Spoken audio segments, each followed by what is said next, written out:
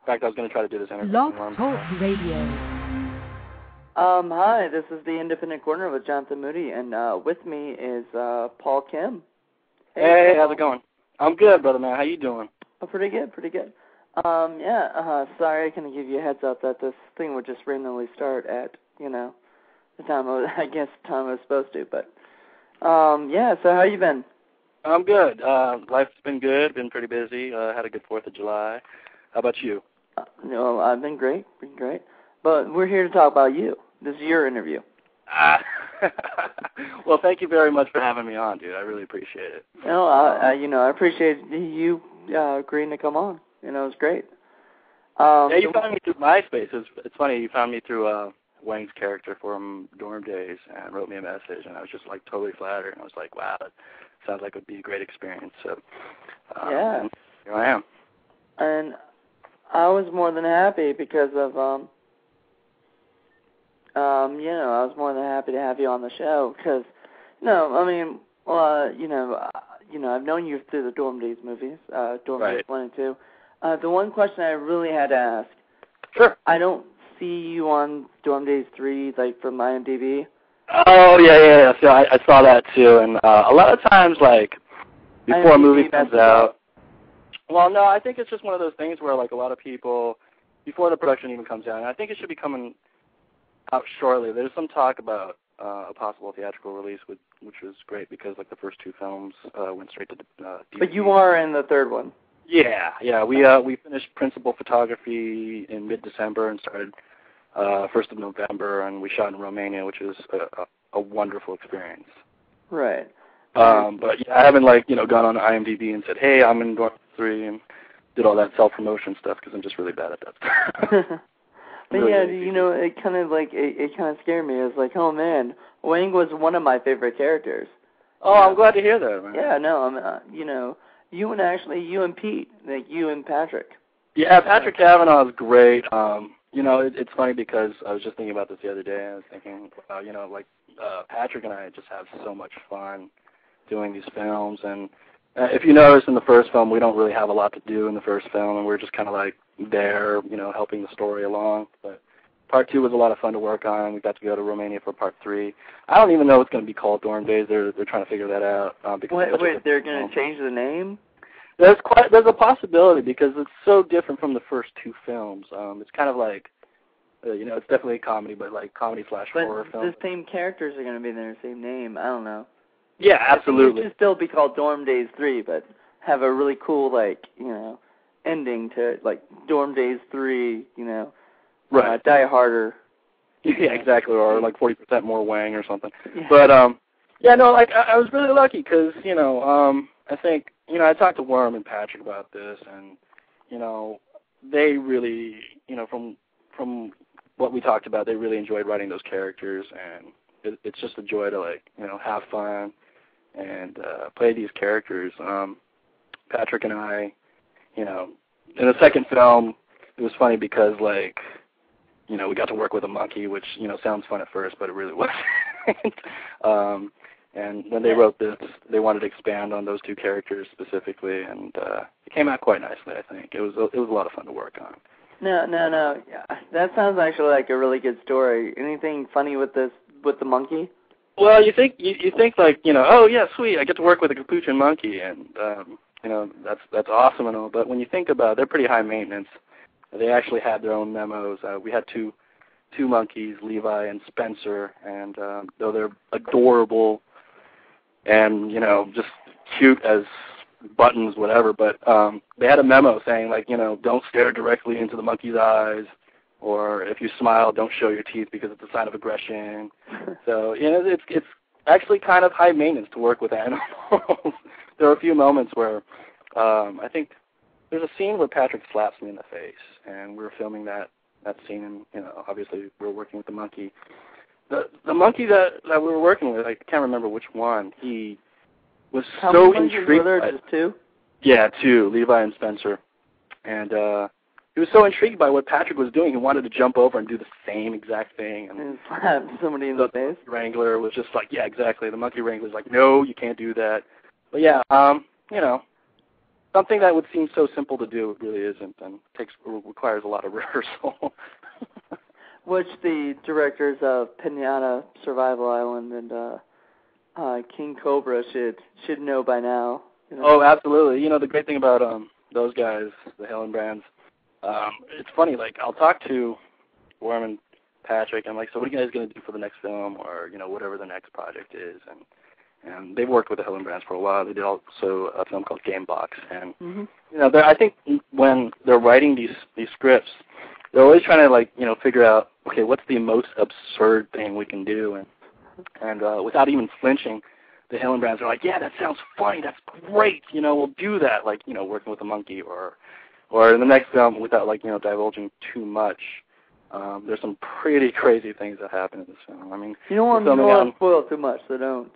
Exactly. I haven't seen it yet, obviously. Yeah, I haven't seen it yet either. I think that's from what I heard, it's about 80%, completed with sound and music and stuff like that. But I'm hearing good things. I thought it was supposed to be done by September or something with the release date. Yeah, oddly enough, I'm going into the studio this Friday to do some ADR work, meet up with the Hillenbrands, and I'll see what's going on with the film. But yeah, I think that sounds about right. September. Sounds like pretty good.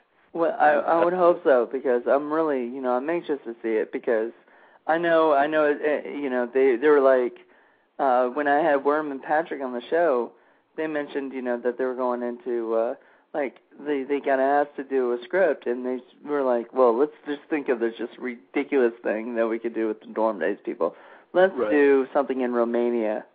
And they're like, well, Romania's cheap, let's do it. And then Romania was a lot of fun. I think we, when we weren't shooting, we'd go to bars and beers were like just a little more than $1, and not your just average beer, but a 32-ounce beer with over $1. That's awesome. Yeah, and everybody says Romania. Actually, I've met a lot of Romanian people because I live in Williamsburg, Virginia. Mm-hmm. So I live in a tourist town, but a lot of people come because of all the touristy workplaces. Okay. The place I work with is a hotel, which hires a lot of international people. Sure. And a lot of Romanians live there, and work there. So, I mean, it's pretty cool, Yeah, no, absolutely. It's funny because, I'll meet Romanians now, recently, since I've been back, and I'll say a few words in Romanian. They're just, tripping out because, how do you know Romanian? And I'm like, well, I was in Romania filming a movie, and it was cool, and learned, picked up some, Romanian words, and they have this alcohol called Polinka, or Sweetka. It's kind of basically American moonshine. Great stuff. But, I ended up drinking a lot of that stuff out there, and, having some good meals and talking to some really good people in Romania. So you did a lot of partying out there? Yeah, because, this is such a cast-heavy film. There's so many, many different, intricate stories going on.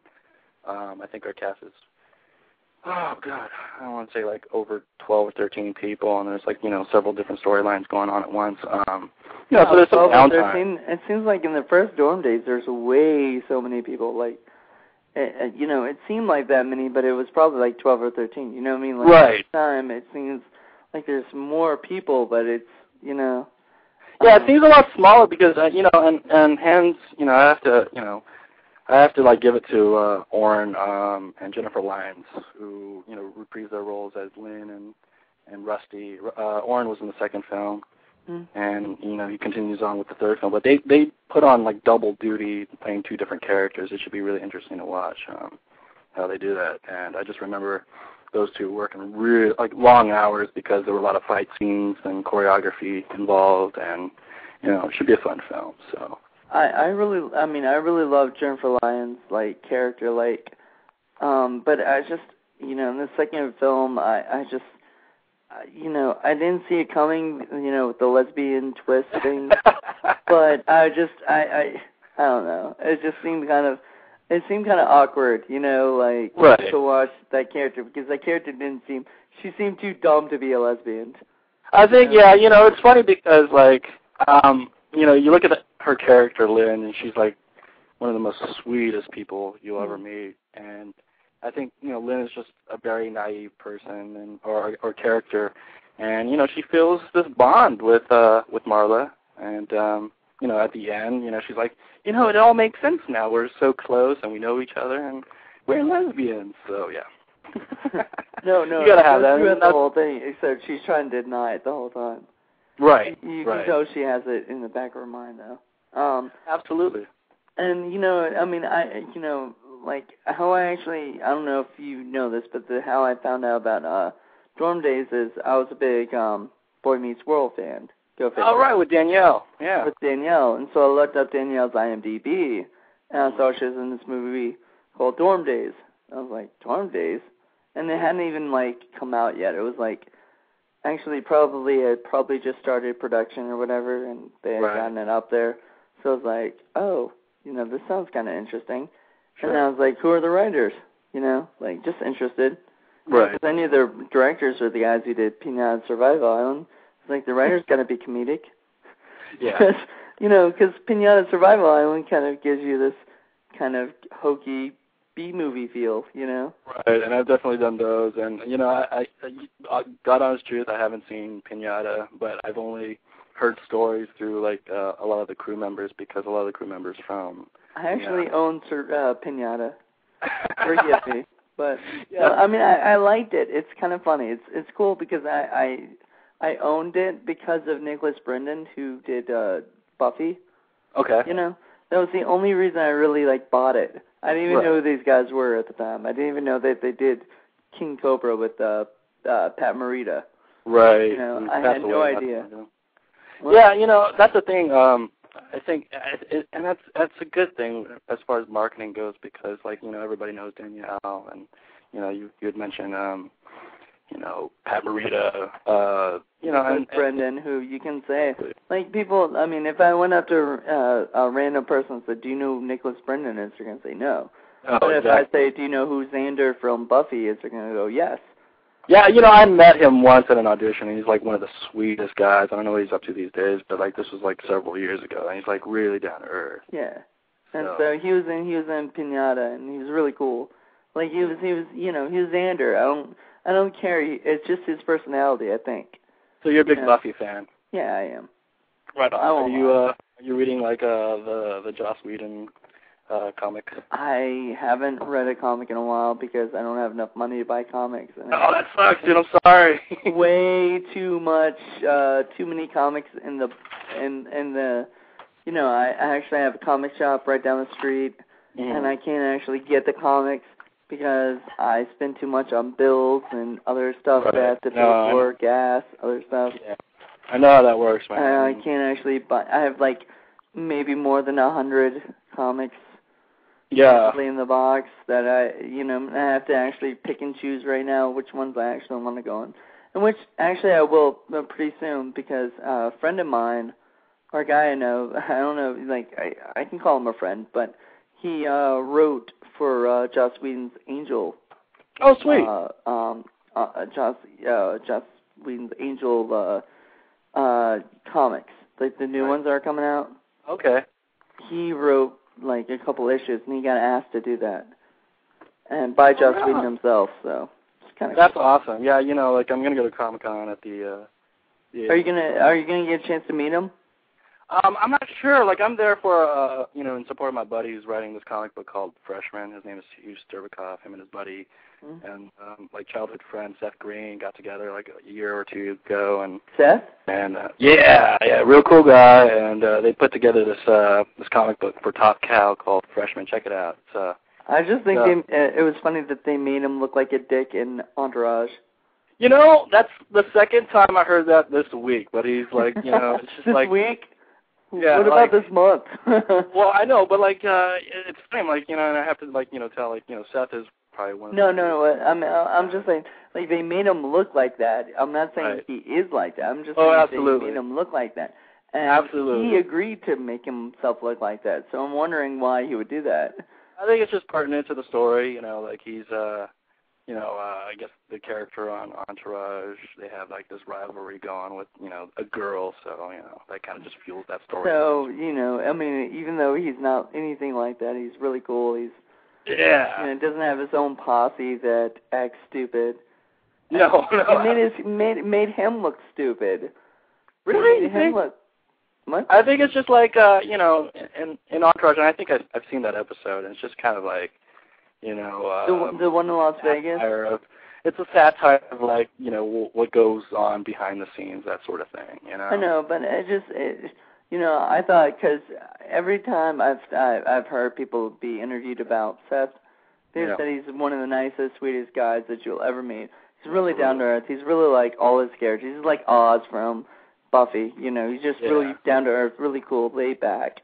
Yeah, and he's like totally surrounded by like really cool guys, like I mentioned, Hugh Sterbikoff, and just a really great guy, like heart of gold, like and you know, like he's like one of my friends that I'm just really inspired by, because you know he's really passionate about his writing, and for him to be able to do that and you know reach an audience, it you know, it's very inspiring. I have a good group of friends, and I've been through my frustrations. You were talking about how, you know, you barely have enough money to like buy comics, and I've been there. I've been in that situation where, you know, I'm scraping the bottom of the barrel and working some crap job, and you know, like within the past few years, I've been just really lucky to like, you know, work these gigs that, you know, allow me to like, you know, make a humble living and really pursue what I love doing, and be able to like work with some just amazing, tremendous, like hardworking, wonderful people. Another thing I should add about like Dorm Daze 3, like I'm on this bus ride. We started in Bucharest, which is the capital of Romania, and you know, we had a week in Bucharest at a studio, and then we had to take this bus ride like 8 hours to Transylvania. And I kid you not, dude, like you watch all these like, you know, old monster movies that take place in Transylvania, and it's really foggy out there. And but I'm like riding the bus, and we had this actor. His name is David Steinberg, really cool guy. He's a little guy, and I don't know if you're familiar with David, but he was the best friend to Willow in the movie Willow. He plays Migosh, and I kept looking at him, not because like, you know, he's a little dude, but I'm just like, wow, you look really familiar to me. And he's like, yeah, I get that a lot. I'm like, wait a second, were you Migosh in Willow? And it's like one of my favorite films. I'm sure it's like, you know, a lot of people's favorite films.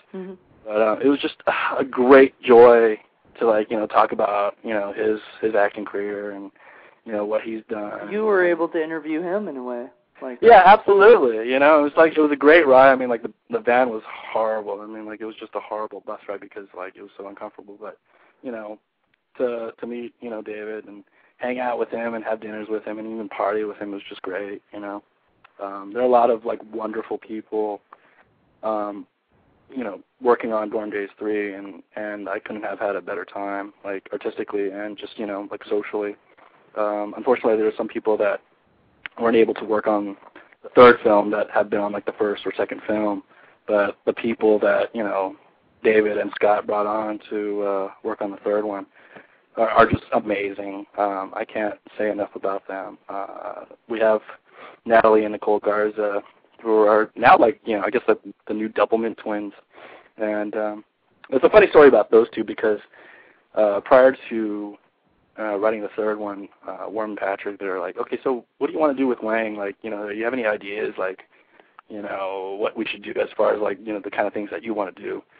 And, you know, first of all, that's really nice for, like, the writers to come and say, hey, like, you know, what direction you want, you know, Wang to go.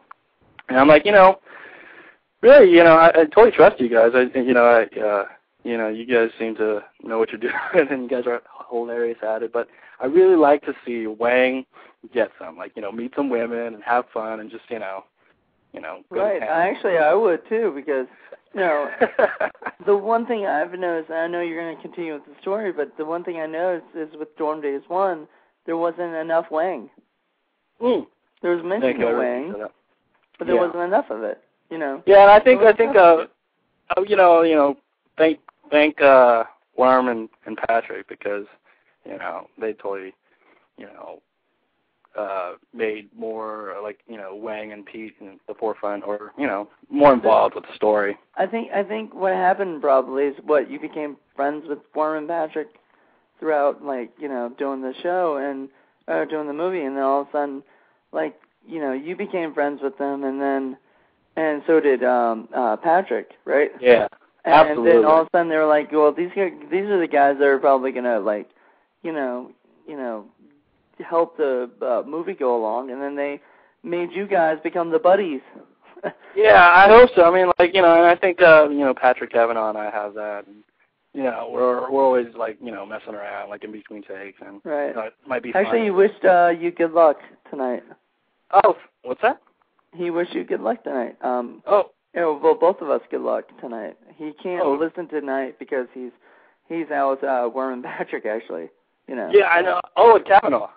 Yeah, Patrick Kavanaugh. Oh, good. Yeah, last time I talked to him was a few months ago. He did want to know if I could ask you if you still wear the leopard print thong. No, I don't wear the leopard print thong. Unfortunately, I left that, and hopefully somebody burned that. Actually was trying to, at one point, before we finished filming, I was going to try to, package it and give it to one of our producers, Brian Farber, who just, he just seems like he would love wearing, leopard print thong.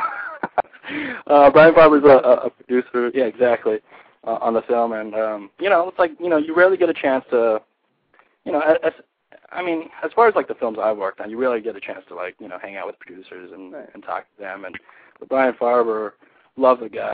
He was always there, always making sure the actors were safe, and he would go on, go to these bars and clubs with us and make sure we didn't get in trouble, but he would drink with us and have a good time. And great guy, love the guy.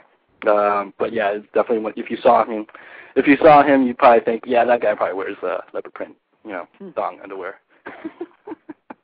But yeah, I'm glad you talked to Patrick. Are you going to be interviewing him? He's a good guy. Did you see?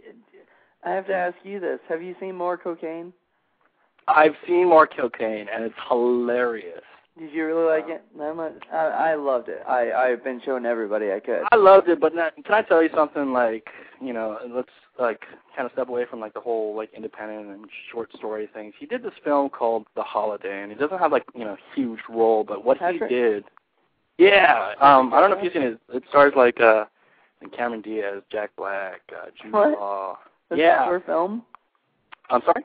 What did you say? I thought you said it was a short film, or was it a movie? Or? Well, it's not. Yeah, let's just. What I was saying is we'll step away from the whole dorm days thing and the short films, which is what More Cocaine is. Yeah. But when I got back from Romania, I went and saw The Holiday. It stars with. Jack Black. At the end of this film, he has this just really small supporting role, but it's just it's funny because I've worked with Patrick now for the past 4 years, and we've done the Pete and Wayne thing, and I've seen him do his comedy and stuff like that. But it was really nice to see Patrick do something different, and he did it so well. And he plays this this usher at a theater. I think the premise is they're presenting this Lifetime Achievement Award to this old Hollywood writer, and he's one of the ushers, and he comes up to the gentleman that's receiving the Lifetime Achievement Award, and it's just this really nice, sweet, genuine performance, and I couldn't give him more credit because it's such a wonderful role for him, Right. But yes, I did see More Cocaine, and it's great, it's a great little short. I've seen some of your shorts too, buddy. Wow.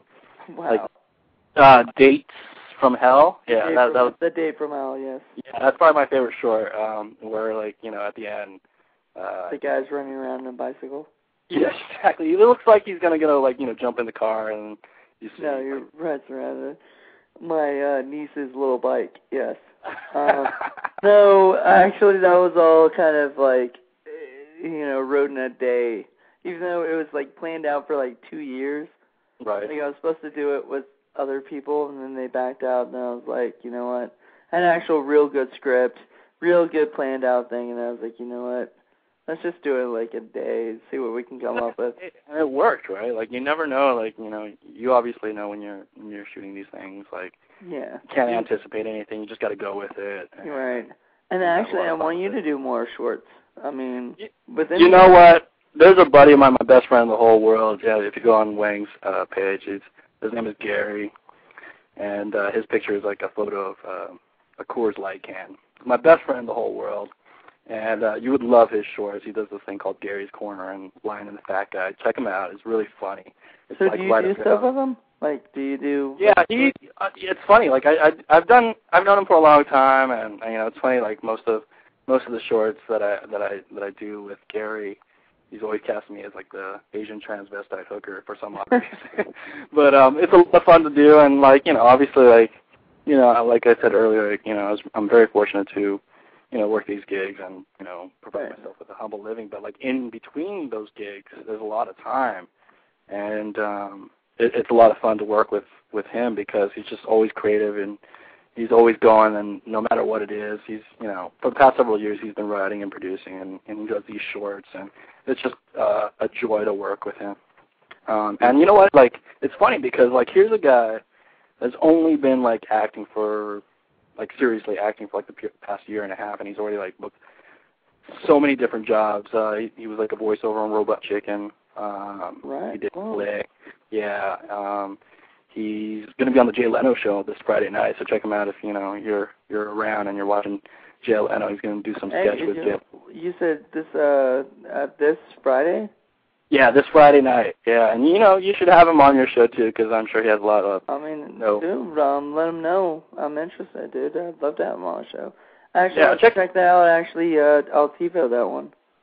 Okay, cool, yeah, because it should be funny. Like, this guy's fearless, and, you know, I think a lot of actors, whether they are just, you know, coming into the business aspect of it or they've been doing it a long time, like, they have this thing about, like, acting, and, you know, there's a lot of frustrations that come with it. And well, but I mean, isn't that with anything that you're just trying to do, you know? Like, absolutely. Like, a perfect example, like, I just met this guy the other day.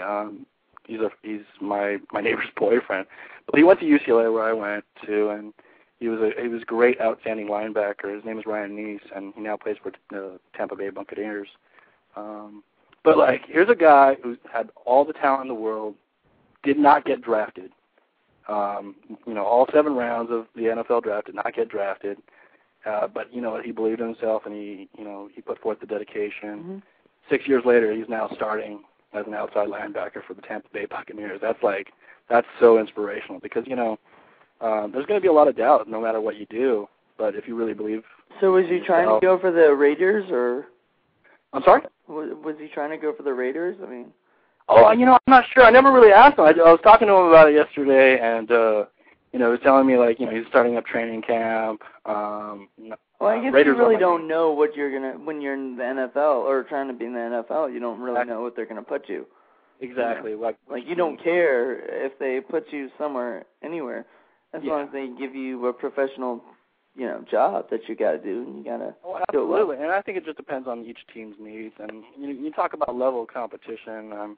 I mean, that's like one of the most competitive things in this world or in this country because, you know, there's like just so little amount of like positions out there, and you know, I mean, look at it, like, you know, some teams draft some players in the first or second round, and, you know, look what happens, like some of the busts out there, and, you know, maybe that's just like their own mentality. They you know, couldn't handle the pressure or just couldn't cut it. But, like, you know, you look at Todd Marinovich, who also was a Raider, and just, you know, he got selected in the first round by the Raiders, and, you know, unfortunately he just didn't excel to everybody's expectations, and, you know, didn't do well. So, but, you know, kudos to the people that, you know, despite the odds, you know, find a way to overcome them. Exactly. You know. That's, I mean, like you, in a way. Like, if you think about it, you've overcome those odds. You're now an actor in the Hollywood films. You've got to be SAG by now, right? Oh yeah, absolutely. You're way SAG, you know, so you can actually. I mean, you're a Hollywood actor. Yeah, you know, it's funny. Like, you know, when you asked me about doing this interview, I was like, you know, I was really excited about doing it, but at the same time, it's like I wasn't sure, like, if I had a lot to say about it because I really see, like, you know, I don't really think I have that extensive of a career. I've been doing it, like, you know, film and television stuff, like, for the past 10 years, but, you know, I've had some success and I've had some tremendous failures. Well, that's even better to be on the show about because yeah, we're talking about all those things. Like, I'm sure we're going to discuss that in the interview. Yeah, I really appreciate that, man, because, you know, like, I think people, actors especially. Absolutely. Like, I mean, they need to hear about people who have tried, and then stuff happened, but then they finally succeed and get some level of security. Yeah, and you know what? And I have like the utmost respect for people, like whether it's acting or writing or anything. If they want to be a lawyer or a producer or a plumber, like they have these aspirations and just go after it because, I mean, no one's going to hand it to you. That's the thing. Mm-hmm. That's the bottom line. It's like you have to ask yourself, like, how much it means to you, what it means to you, what are you willing to sacrifice. And it's not me, like, saying, hey, like, this is what I've done, this is what I've had to do to, get where I'm at. But it's just, that's the bottom line. As far as acting, I think, you really have to be passionate about it and know that, yes, this is what you're destined to do. Exactly. Like, you want to do this, well, okay, you know what? You got to have the talent to back that up. What's that entail? You got to take, the acting classes, and you really have to, love being on a set for anywhere between, 8 and 16, 17 hours, and, forego some things and, find a job that, will, supplement, your income while you're pursuing your dreams. And I've been there. I think you have to remember it's also a business, Unfortunately, that's the reality of, acting in film or television. It is a business, and you have to network, and you have to do these things that, you're not accustomed to doing, or like in my case, like talking about myself. It's just, it's a weird thing, but, there are many people out there that have this, just this dream of going out there and doing it, despite what the odds are. When I got into acting, it was fairly when I was, pretty early, and I think I had a big chip on my shoulder. I think I was, really young, and I remember going to, career day, meeting with my high school counselor, and she was saying something like, so what do you want to do with your life, Paul? Do you have any big plans? I'm like, I'm really curious about acting, and I think I want to kind of pursue that or explore that option. And she's like, well, acting for anybody is really, really difficult. It's there's a lot of adversity, and there's a lot of instability. And I got that. And she's like, especially for you being an Asian American. And I'm like, yeah, okay, cool. I'm like, I thought this whole did that not come out racist a little bit? I don't want to say that. I think back in that time, I'm older, so back in that time, I'm not saying that it was okay, but but it was a little bit more tolerated, I guess. At the time was just bluntly saying, hey, these are the things that you're going to have to face. And, quite honestly, I understand what she was trying to say or, trying to tell me or warn me about. And I remember ending that conversation with, thank you very much. I really appreciate that, And it was weird because back in high school, I was part of the drama class or drama club or whatever. And, on this, this cork board or billboard, there was this, advertisement for, Los Angeles County High School for the Arts. I'm like, yeah, that sounds like something I might be interested in because, I can go to the high school and, focus on my studies, but as well, focus more on, or have more time to focus on exploring, acting or theater or whatever. And so, oddly enough, 2 weeks later, I sent out the application and had an audition for the school and got accepted, and it was my sophomore year in high school, and that was that. And my parents didn't know what to make of it. They thought it was probably just a passing phase, but I went and I had a great time. And that's a whole other issue. It's your parents. I think most parents, they want their kids to go into something very stable and that'll make them a lot of money, and they can raise a family of their own someday. And God bless my parents, I love them a great deal, but at first they did not agree with my choice in life. It took a long time, and talking about this, it's great because I'm able to reflect on what it took to to get where I'm at right now, and I feel like I'm barely like scratched the surface, but I was able to experience a lot of different things and really fight for what I really wanted to do in life. And you know, so they came and saw some plays, and they're like, yeah, that's cool, you know, whatever. But when it came time to, like, you know, apply for colleges, they're like, okay, you know, Paul, drop this whole acting thing and, you know, get into, you know, medicine or something. And out in that frame of mind at the time, I was like really, so they really pumped. To be a doctor? Yeah, they had hopes of me being a doctor or a lawyer, you know, so they can brag about, you know, their kid at, you know, when they went to church. So, I mean, would you say that you were like John Cho in, you know, White Castle? And, you know, Harold and Kumar go to White Castle, kind of? You know, that's a funny thing, because I auditioned for that film, and John does a great job in that film. Yeah. Yeah, I guess to a certain degree, I can definitely relate to that film, but, you know, I don't, like, normally smoke out a lot. I'm not saying that. Well, especially if you go to your character in Dorm Days 2, compared to your character in Dorm Days 1, it became a little bit different.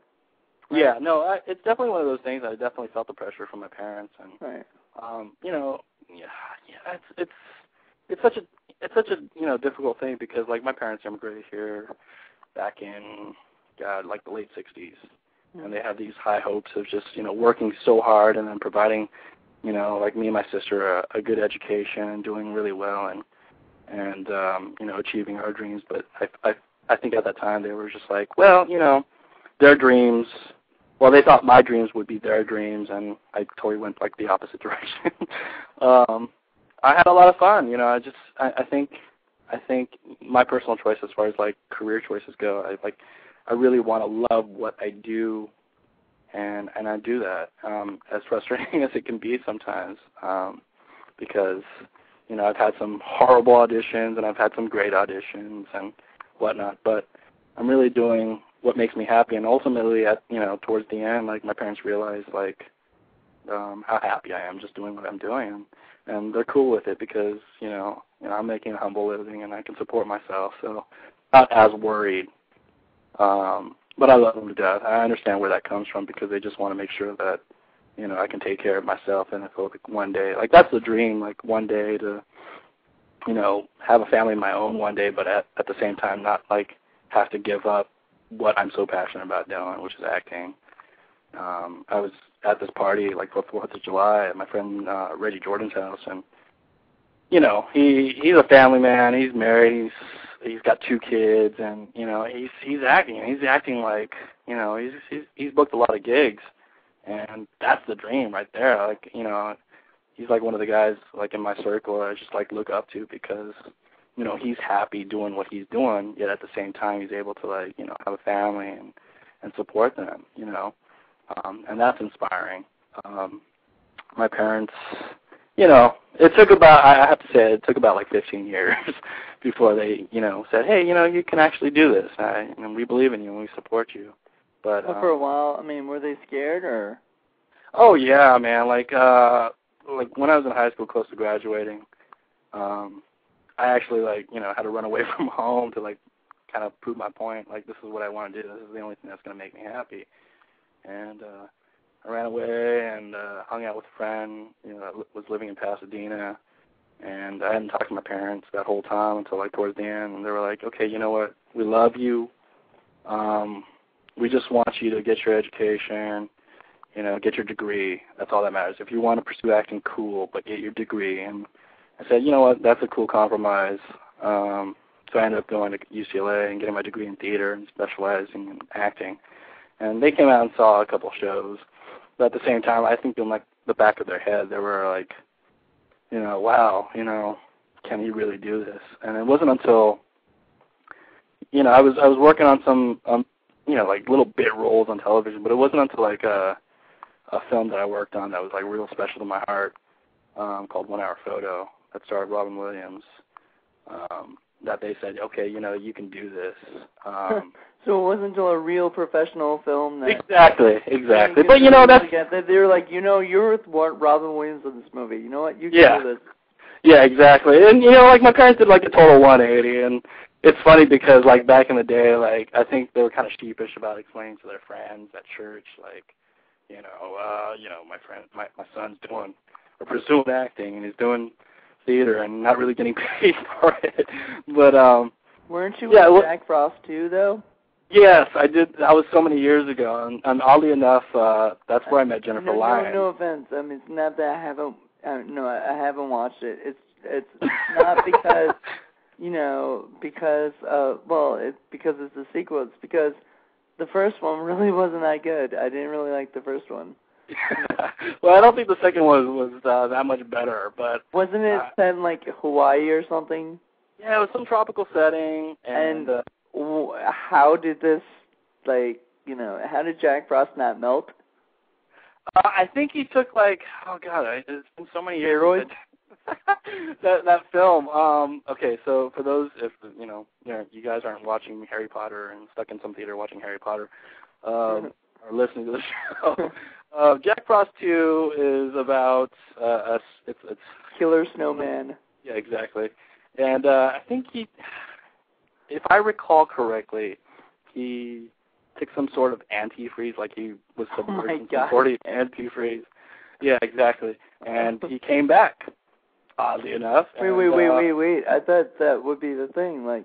He melted away in the first one? Because I didn't really finish the first one. I got bored. I have never saw the. Well, I saw the second one, but only the parts that I was in. So, there you go.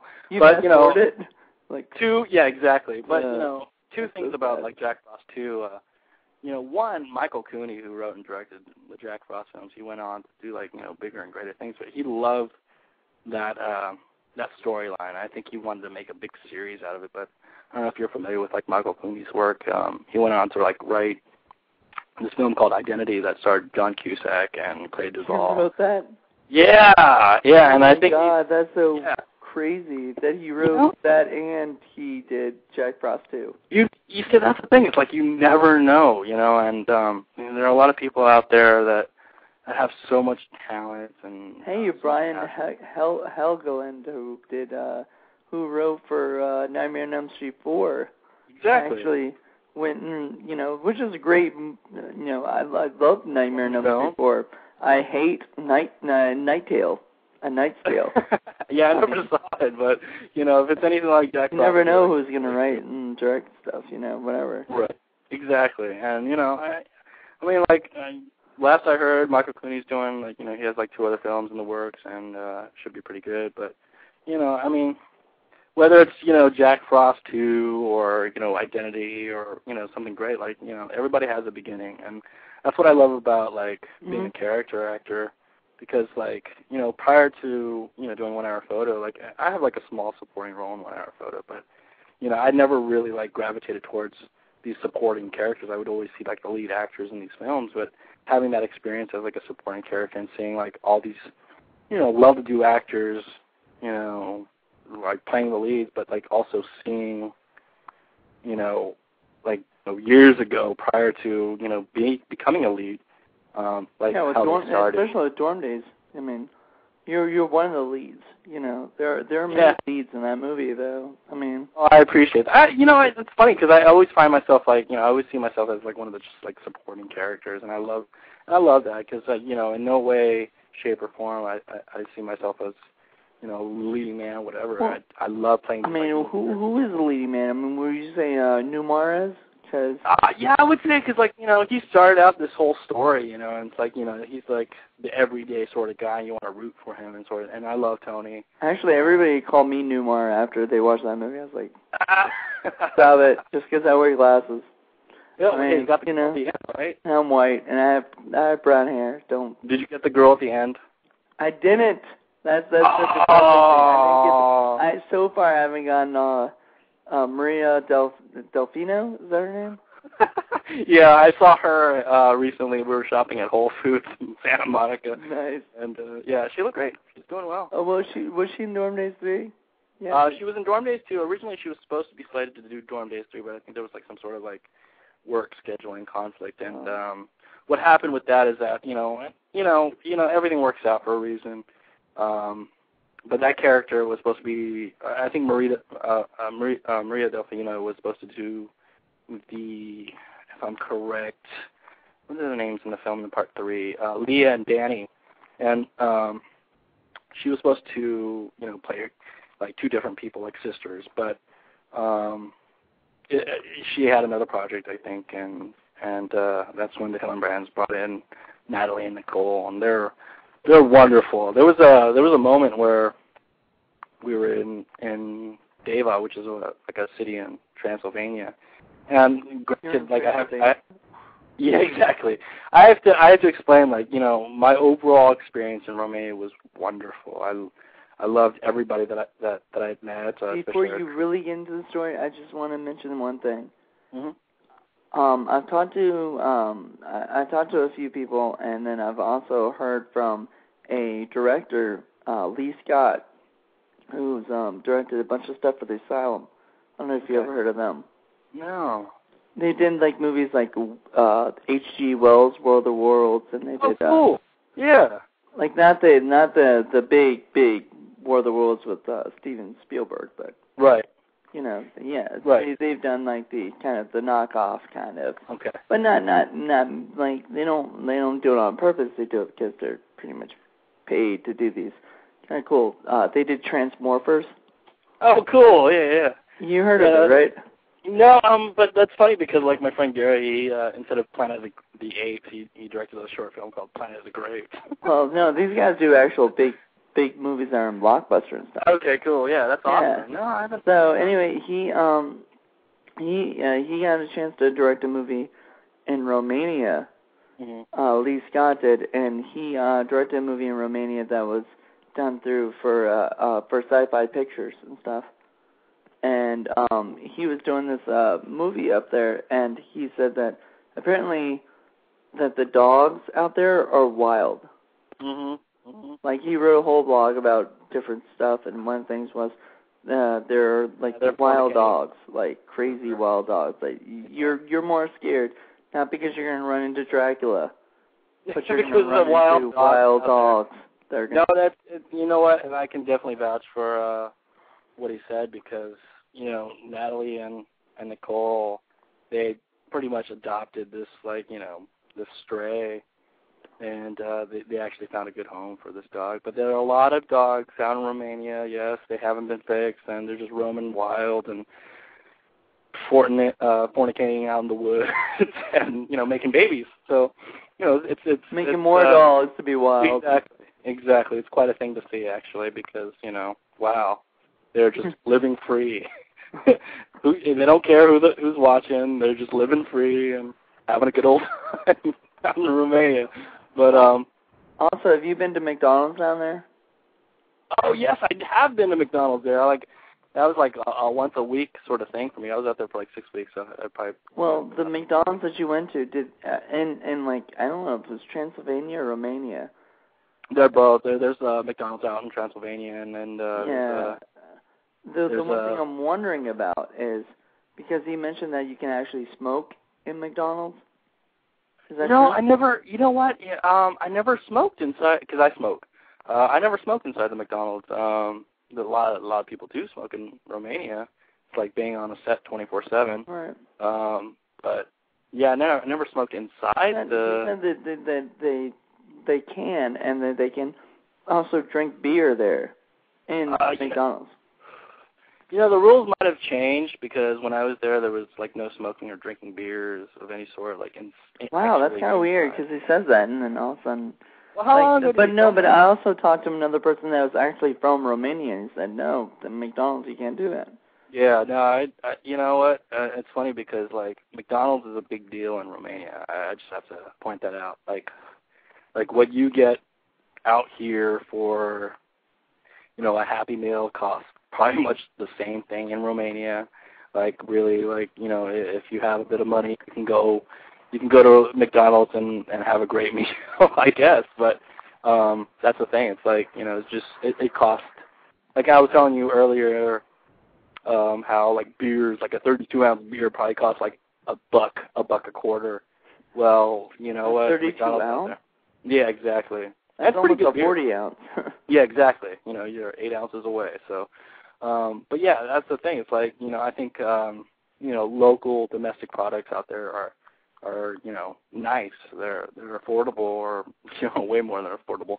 But as far as like, things that they ship in internationally. It's pretty much like what you're going to pay in the States. Like, I remember having to shop because I didn't really pack according to the weather out there. It was pretty cold, although they said it was a pretty warm winter for them. But I remember having to shell out, like, a good chunk of change for, like, a good pair of boots. And they were like, God, what are they? They were like Caterpillars.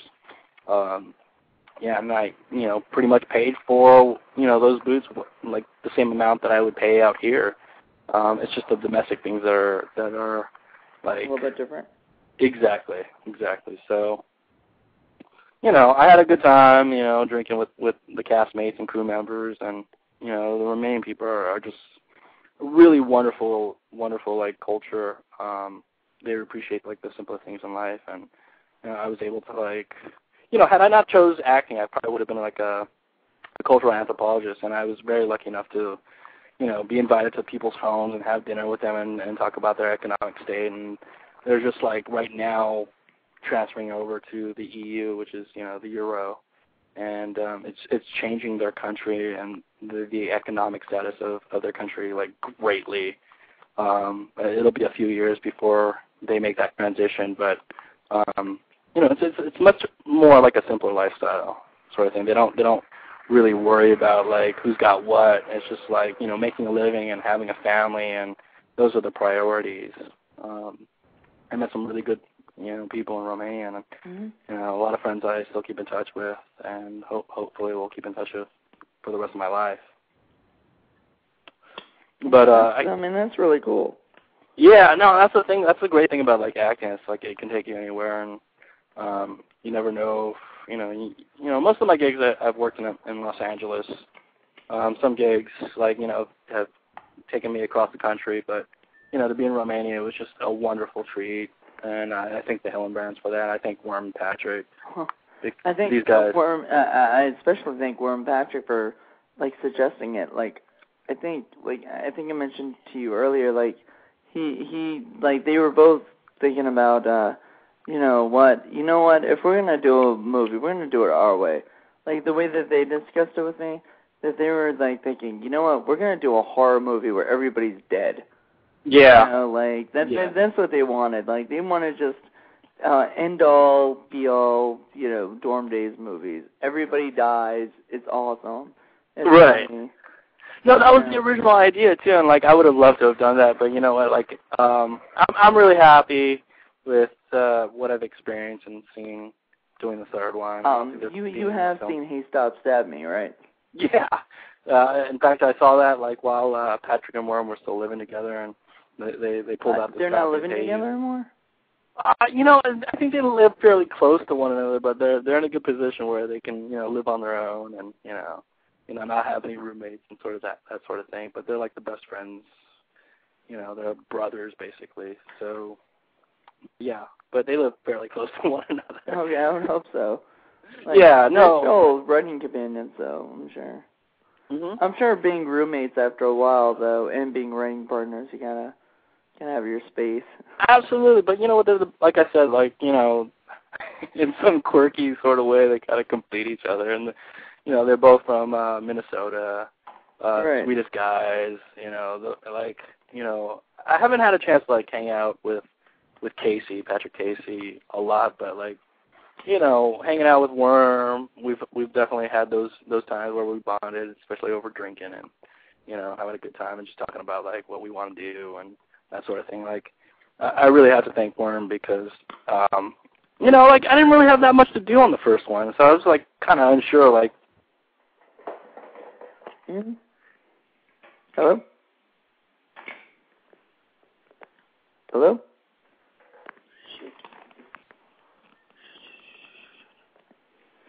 What the fuck happened? Oh, you did fall back in.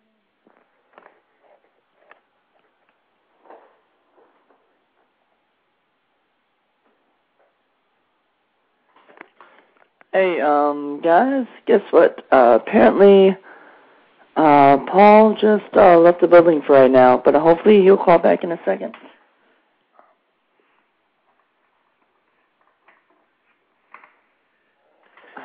So anyway, yeah, Paul's Oh, wait, hold on a second.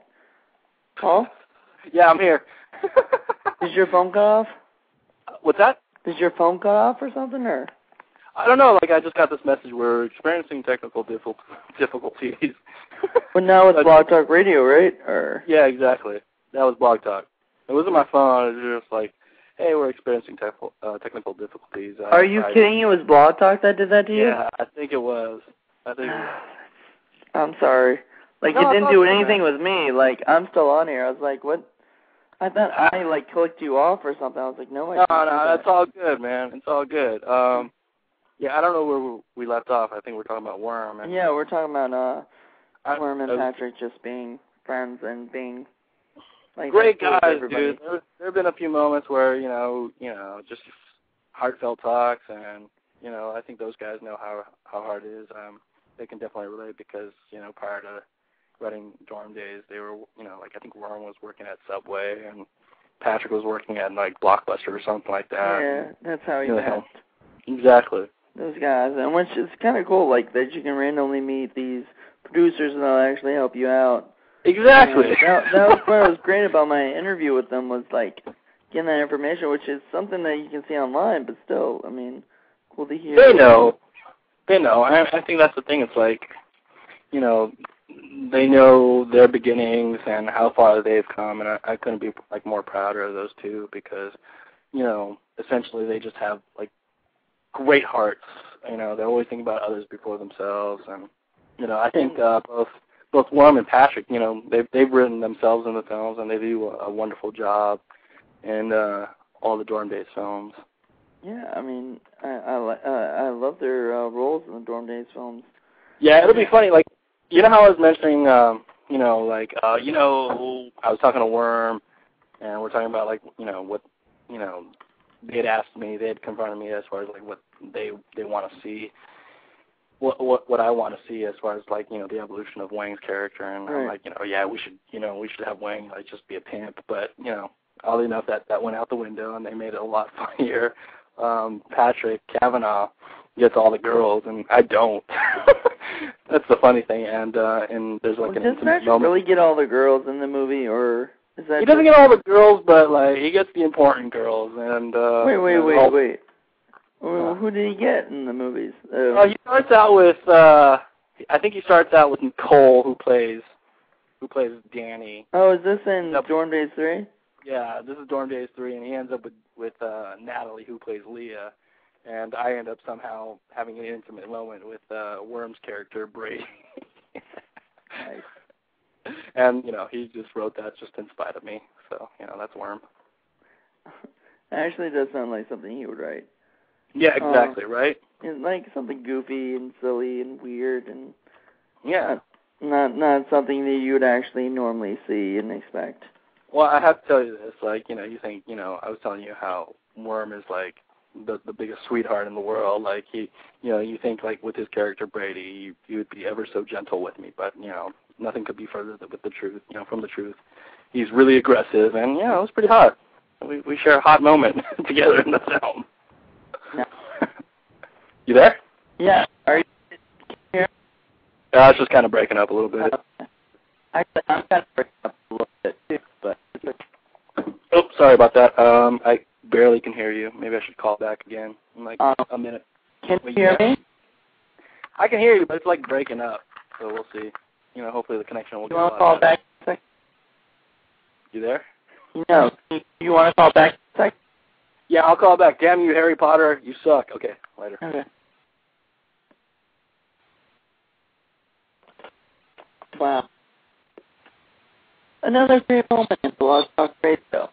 Maybe if they see what's going on here, they will fix everything that's wrong.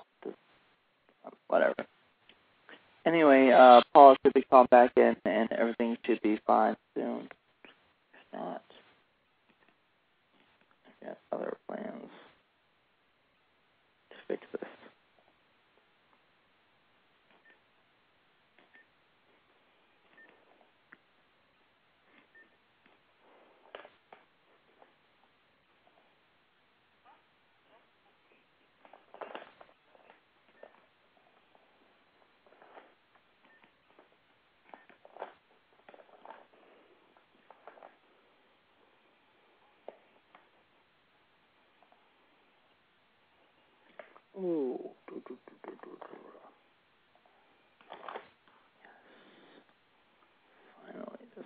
work. Hopefully this will work. Alright, I'm going to be talking to you on my cell right now. And then Paul should be calling in soon. So, we'll see how this goes. Let's put this over here. Hello? Alright. Sorry about this. Things have just been pretty crazy today, but, here we go. Paul, if you can hear me, I'm just trying to get you on right now. For some reason my computer's acting up.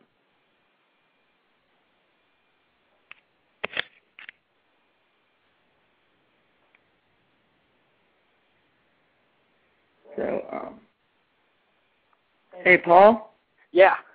Hey, okay, you're here. All right, good, man. Okay, sorry, I had to turn to my cell because my actual, landline was acting crazy. Oh, cool. So, I'm going to my cell for a little bit. My cell phone's running out of battery, so my other phone won't be able to take over in a second, but okay. It was just acting up. That was maybe the breaking up. I thought it was my cell phone. It was my landline. So. Okay. It's okay. Whatever. We'll fix it all up. Absolutely, man. But I just want to let you know. I know I mentioned Asylum before, which is a company in LA, and I think you should really try to look them up. They got a website called asylum.cc or theasylum.cc. Cool, man. But I think they don't do any really comedy or anything. Right. They do actual they do more horror, sci-fi stuff, Sci-fi stuff. I'm totally cool. I'm totally down with that. I love the sci-fi. Yeah, and they're really good. And but you should really check them out because they did a movie I just watched recently called The Apocalypse. Okay. Which is pretty much about the end of days, Left Behind and all that. Cool, man. I'll definitely stuff. check it out. Yeah, but it's got a really cool scene with some people getting their heads chopped off from asteroids. Hey, man, you know what? You'll definitely like the next installment of Dorm Days because there's some stuff that's kind of comparable to that sort of thing. We do some really stuff, yeah. I don't know if how much Worm and Patrick told you, but there's some pretty cool stuff, and we had this makeup artist named Vincent Guastini who just tore it up, dude. Wait a minute. Special. I've heard of him. He's on MySpace and stuff, right? Yeah. He's done movies like Dogma. I don't know. Yeah, he did Dogma. Yeah, he did a lot of. Really cool guy, but he does some wonderful stuff. There's, not to like I said, not to divulge too much stuff, but he does some really cool special effects stuff as far as the makeup goes, and really talented guy, really works hard, and really cares about what he does, and it was a real joy to work with him, and we got him on the next installment of Dorm Days, and really looking forward to how it all just pans out on film, You there? Yeah, I'm here. That's awesome. What else is going on? Yeah, I can barely hear you, bro. Oh, man. Hey, dude. You have me on speaker. Hey, can you hear me better? What's that? Can you hear me better? Oh, yeah, much better. Okay, sorry. I had to get rid of my cell phone. My cell phone was killing the show right there. Yeah. I could all of a sudden hear me. I was like, what? What's going on? Yeah, echo. But yeah, Vincent, I've seen him on on MySpace, and I've seen his artwork, and it's really impressive. Yeah. So, I can imagine the stuff that he's doing for you guys. Yeah, he's been in the business for a long time, and it's nice to see that he's always constantly busy and working. That's always good to hear because he really loves what he does. Like I said, he's a really good guy. Like I said, he just does some really wonderful special effects makeup for the film. And when it comes out, it'll I think it'll be indicative of all the fruits of his labor. So it'll be cool, man. I'm really excited to hear about all this stuff because, knowing Worm and Patrick and knowing their, because I'm supposed to do an Amazing Schlack show soon. Okay. And even though all I've seen from them is pretty much He Stopped Stabbing Me or Magma Head. Yeah. So I haven't really watched all their old stuff. I'm sure. Have you seen all their old stuff? Like, the oldest thing I've seen is like what you mentioned earlier, which is "Hey, You Stop Stabbing Me," and it's funny. I love what they do, and they're a couple of quirky guys.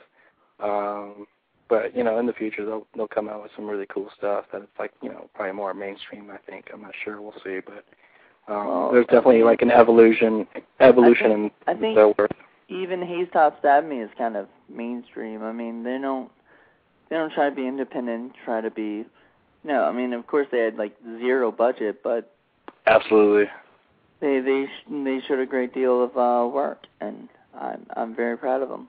Yeah, me too, and I'm like, more than anything else, I'm just really happy to call them some, like my friends, because they're really just great guys. Great guys to work with. Just hang out with, right? Yeah, there was a moment, like, there's a funny story, like, we were all supposed to, like, me, Worm, and Patrick, we were all supposed to go watch Biker Boys one night, and oh my God. And just laugh at it? Were you watching drunk? Well, exactly. It was one of those things where, you try to catch as many films as possible, and we were drinking Southern Comfort that night, and unfortunately, we didn't make it because we were, I think it was at some mall, and we had been drinking quite heavily. And I was the one who dropped the bottle of Southern Comfort. It was pretty much empty by that point, but like we were in the food court waiting to watch Biker Boys, and it just didn't work out. The bottle shattered, and we were really embarrassed, and we just took off. But so, yeah, it was just one of those moments. So, good times. Good times, right? Yeah, exactly. Like, those guys, whether it's working with them or just hanging out with them, they're just a complete joy to be with. I remember that there were some times in Romania, and we're just having a good time after a long day shoot, and we can talk about anything pretty much. And we definitely did that. We had a great time. So hopefully, wherever my career takes me, I'll be synonymous with those two because they're a couple of great guys. Yeah, exactly. I mean, I like them. I loved because How I Met You was basically through them. So yeah. I mean, you guys talked for like 3 hours supposedly, right? What? You guys talked like in yeah. And the show. I mean, we talked for 3 hours, but did you talk to them about that show at all? Yeah, they just told me that they had a great time talking with you and bouncing off like a bunch of stuff. Yeah, I mean they did, and let's see, like through the whole career, I have been following them because since of dorm days, I had went to their Amazing Schlack stuff, and I started talking to Worm through email about movies and movie making and stuff, asking secrets and whatever they can divulge. And then all of a sudden I saw that Patrick was on MySpace, and he was the first one on there, I guess. And then Worm got on there. I was like, oh my God, both of them are on there. That's awesome. Right. So I was like, so I talked to Worm, and, just like how you're saying, like, I'm more friends with Worm, I guess, now as from Patrick. It wasn't that Patrick's not a nice guy. I think Patrick's awesome. It's just, he's a great guy. Worm is different. He's just a more approachable guy about stuff. He's the one who emailed me through the Amazing Schlack stuff, and he's the guy. Yeah, I think like Patrick, he's just like a big sweetheart. He's kind of shy. He's a good guy, but Worm definitely have that history with, and rather than just joking around, we definitely talk about some poignant things as far as like what's going on in our lives and what we want to do. That's not to say that Patrick's not the same way, because Patrick is very passionate about what he does, and he has very sincere goals as far as what he wants to do. It's just we don't know each other that on that level as like Worm and I do, but he's pretty much Worm without all the zaniness. And late night drinking and crying to one another. That sort of thing, So, but yeah, I have to give it up to those two because they're essentially these like two guys that have big dreams and they're pursuing them, and I couldn't have any more like respect for those guys because they're doing it, and they should be really proud of what they're doing.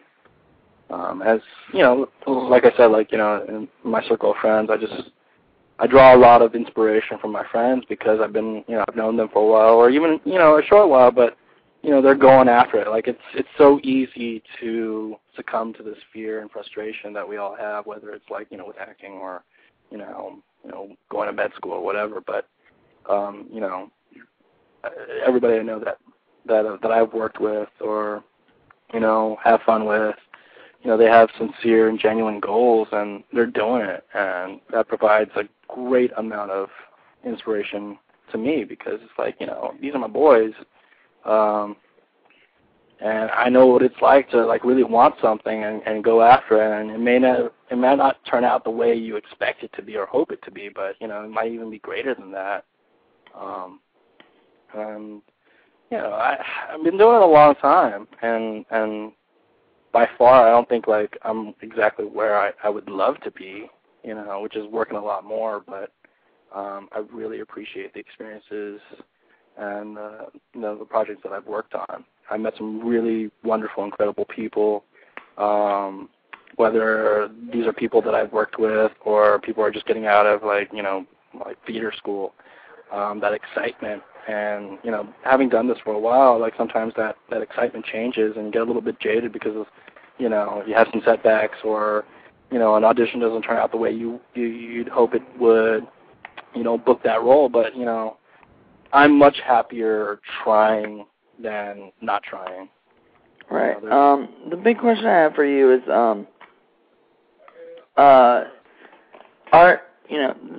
this is going to sound kind of funny, but are you a big fan of Entourage? I am because, I know it's a satire of what goes on behind the scenes, but I definitely can relate to those moments, with agents and fellow actors that do really well.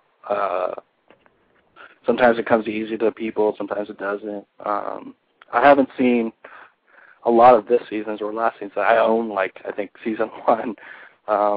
You have to understand, I think I remember telling you how when you had first approached me to do this interview, I'm technologically challenged, and I'm what do I need for this interview and that? Do I have to right. Well, you have to understand, I finally... You're not the only person who's ever asked that, so don't... Thank you. I finally, once I got back from Romania, I finally, subscribed to cable, and I was so stoked, one of the shows that I wanted to see, after, subscribing to cable was, watching Entourage. I think it's a great show. So your question was, as far as, Entourage is... Yeah, just are you a fan, I guess? Yeah, I'm a big fan. I met, I think, the guy that plays Turtle through another friend. Turtle?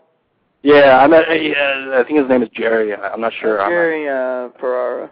Yeah, he's a great guy, real nice guy, real down to earth, real. Have you actually met him? Yeah, I was at a buddy's house up here in LA, and we were all playing Halo, oddly enough. But real cool guy, real shy, I think, but a real nice guy. Hey, gosh, if I were around you, I would have been dude, ask him if he ever played Fight Night. Oh no, is that? Have you ever seen that episode? No. He had to play Fight Night, but he was supposed to do it when he's not high. And he could only play people when he was high. Oh, that's hilarious. Yeah. it was a good episode, but oh, right on. Yeah, no, I definitely need to get seasons 2 and season 3 because I think I missed out on a lot of stuff. I only caught probably the first couple of episodes of season 3, which I thought were hilarious. I really love Jeremy Piven. I think he's a wonderful actor, and all those guys on that show are wonderful. They're a lot of joy to watch. Yeah, man. I don't know. I'm a big fan of Entourage. I'm a big fan of God, what are the shows I'm watching now? Hell's Kitchen. You're watching Hell's Kitchen now? No, that's on Monday night, so, can't watch it right now. Well, not right now, I'm saying. You're watching Exactly. Hell's. But, I'm a big fan of, what's that guy, that chef? Gordon Ramsay? Yeah, yelling and screaming at everybody, because I just think it's so comical. Well, it's funny because, my mom's a big fan of that show, and, she made me watch it and whatnot, and with my dad. Freaking Fox is addicting as hell. Like, right. On the Lot, it's the same damn thing as Hell's Kitchen. It's the same damn show, except really? not screaming at somebody. Yeah, I haven't seen On the Lot, but I'm hearing good things about it. I just think, like... All my friends were wondering why I didn't do it, and after watching all these shorts that I said, I watched, I was like, man, I could beat some of these people, but some of these people are actually really good. And I'd rather have them win anyway, Right. There's this guy on there that's actually doing really well. Like, he's a special effects guy. Okay. And if he doesn't win, I'll be shocked. His shorts are so much better than anybody else's. And he's so much, funnier than anybody else. Yeah. I mean, I know it's not just comedy, but geez, he's a much better filmmaker than they are. And yeah, I don't know, like, it's weird, like, the whole makeup of, what show or what project does well. I mean, the one time I checked out On the Lot, I'm sure it's doing really well, but, I saw, like, some guy doing some short on these cavemen, and they're driving in a Mustang, and I'm like, yeah, that's cool, I guess. That's, kind of like a commercial idea. God, that wasn't that one that was, like, the taxi thing? Yeah. Oh, that was awful. Yeah, and I was just like, well, that's cool as a commercial or something like that. It wasn't really a caveman, was it? It was some... It was like, I think the Mustang was like some sort of, like, time machine, and, transcends all time because, cavemen... Oh, it was like a pretentious piece of shit, right? Yeah, so... That's what a lot of those are. Yeah, I just don't get it, like, No, that's I love, the point. I love the George Lopez show. If you got it, then it wouldn't be pretentious. Right. But see, that's the thing, it's like, I loved the George Lopez show, but, like, I guess, now it got, like, replaced by those guys that made the Geico commercials. And I don't get that, I don't know, man. It's just like... They're the ones who are responsible if a caveman can do it. Exactly. Anybody can, sort of thing, Yeah. So easy a caveman can do it, but, obviously it's pertinent because we're talking about it now. I don't know. Well, but, obviously it's bad, so we're talking... Yeah, the other reality show I watch is American Chopper because I just love the titles and what they do. I thought you were going to say American Idol. No. Oh, no. It's funny, like, I don't know. I think I got into American Idol, like, the first couple seasons, but I don't know. It's just weird. Actually, I got into it probably in the third or so season or whatever. Was it on the fifth or something? Fourth or fifth? Okay. But I got into it, like, late, and I didn't hate it, but what I realized is you can't watch American Idol alone. Yeah. No, you got to have, like, it's kind of like watching Survivor. And you have to watch it with a group. You have to. Or at least one other person, because otherwise it gets really boring fast. Well, I think the good thing about those shows is that, I mean, like, I've watched those shows, and I think the most important thing that comes from those shows is, like, the level of competition and what it takes to, succeed, I guess. And you really have to put forth a lot of effort and a lot of sacrifice and discipline. A lot of people that, like, I don't know, like, years past, I've watched American Idol, and, they go through the, like, preliminary thing, and the people that are slackers, don't really continue going on to the next round. And I think the people that are successful are the ones that, really put forth the effort, dedicate, a lot of their time and their passion towards, achieving whatever goal that, they set out for themselves. So, yeah, in that respect, it's a cool thing. It's a cool thing to watch and realize how much pressure there is involved because, I've definitely felt that pressure on myself, working, certain gigs and stuff like that. And I think that's the thing with On the Lot is people are going to, like, because they tried that with Project Greenlight. Mm-hmm. And I don't know if you watched Project Greenlight at all. Or... Yeah, I just got cable, like, January. Well. You know, my friends are giving me a lot of flack. They're like, you know, they'll say like, you know, welcome. Well, I thought you'd at least get the DVDs. I'm sure you got DVDs. Yeah, I should. You know, I don't know. Or rent the DVDs. I mean, gosh, I'm sure you have a Blockbuster. I'm on top of that. Yeah, I'm playing like Xbox a lot with my boy, or playing poker. So one of the two. Yeah. That's how I spend my free You don't have time. time for TV shows or movies. I do. I love watching films. I haven't watched Transformers yet. Have you? No, I haven't. Okay. But to tell you the truth, I wasn't a big Transformers kid. Mm. And I feel really bad because from watching the preview of the Transformers stuff, it just doesn't look like Transformers. It's just, like from what I remember. I know what I remember was a cartoon, but the movie, it just doesn't have the same feel. It feels like a bunch of people having to deal with these robots that have nothing to do with Transformers. Yeah, I know. I think over time that, like, those storylines changed because I think Transformers were made, like, late 80s. I was a big Transformers fan. And, were you? Yeah, to make a, sort of like a live action, I think the storyline has to change. I was talking to my buddy last night over poker, funny enough, and he was telling me, like, like some of the main characters are there, like, as far as, like, robots that are involved, but characters like Sound. But they weren't talking, where they didn't talk. I haven't seen the film, so I gotta check it out before I can make any judgment on that. But I hear it's really good, and I'm looking forward to watching it. I'm looking forward to watching Harry Potter, even though I was giving shit earlier about like Harry Potter. Yeah, well, I enjoyed it. I read the first 5 books. I haven't read like the 6th or 7th. I guess I hear like 6th book, Dumbledore dies, and Wait a minute, 6th book, Dumbledore dies? Yeah, I'm starting to break that to you, buddy. But no, I'm I'm just saying, like, because I was I had started watching the movies. I don't really read the books because the first book didn't really get me at all. Yeah. I don't know. It's just, I was more of, like, you ever read, the Darkest Rising series? No.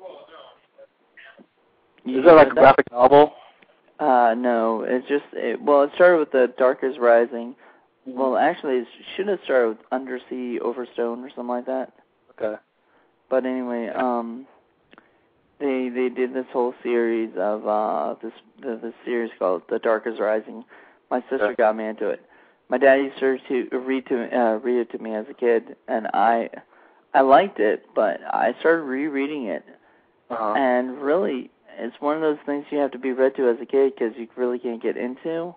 Okay. Older, Right. It is a good series. It's just when you're older, you start losing. It starts losing its magic. Yeah, no, a lot of these. But apparently Harry Potter doesn't. Well, I think, like in Harry Potter's case, because it's like still fairly new as far as like like J.K. Rowling just wrote it not too long ago. That's a wonderful story. Like here's a person that was like again scraping the bottom of the barrel and trying to take care of her kid and I heard that, but I also heard so many rumors. I heard one rumor that J.K. Rowling was apparently like homeless. Yeah. I think that's a pretty accurate. No, I mean, not that I know. I mean, she didn't have kids. She was just homeless. She was a homeless woman that apparently wrote everything on like scraps of paper. The whole Harry Potter series. Well, those rumors are true. That's great. I almost said the F word. Sorry.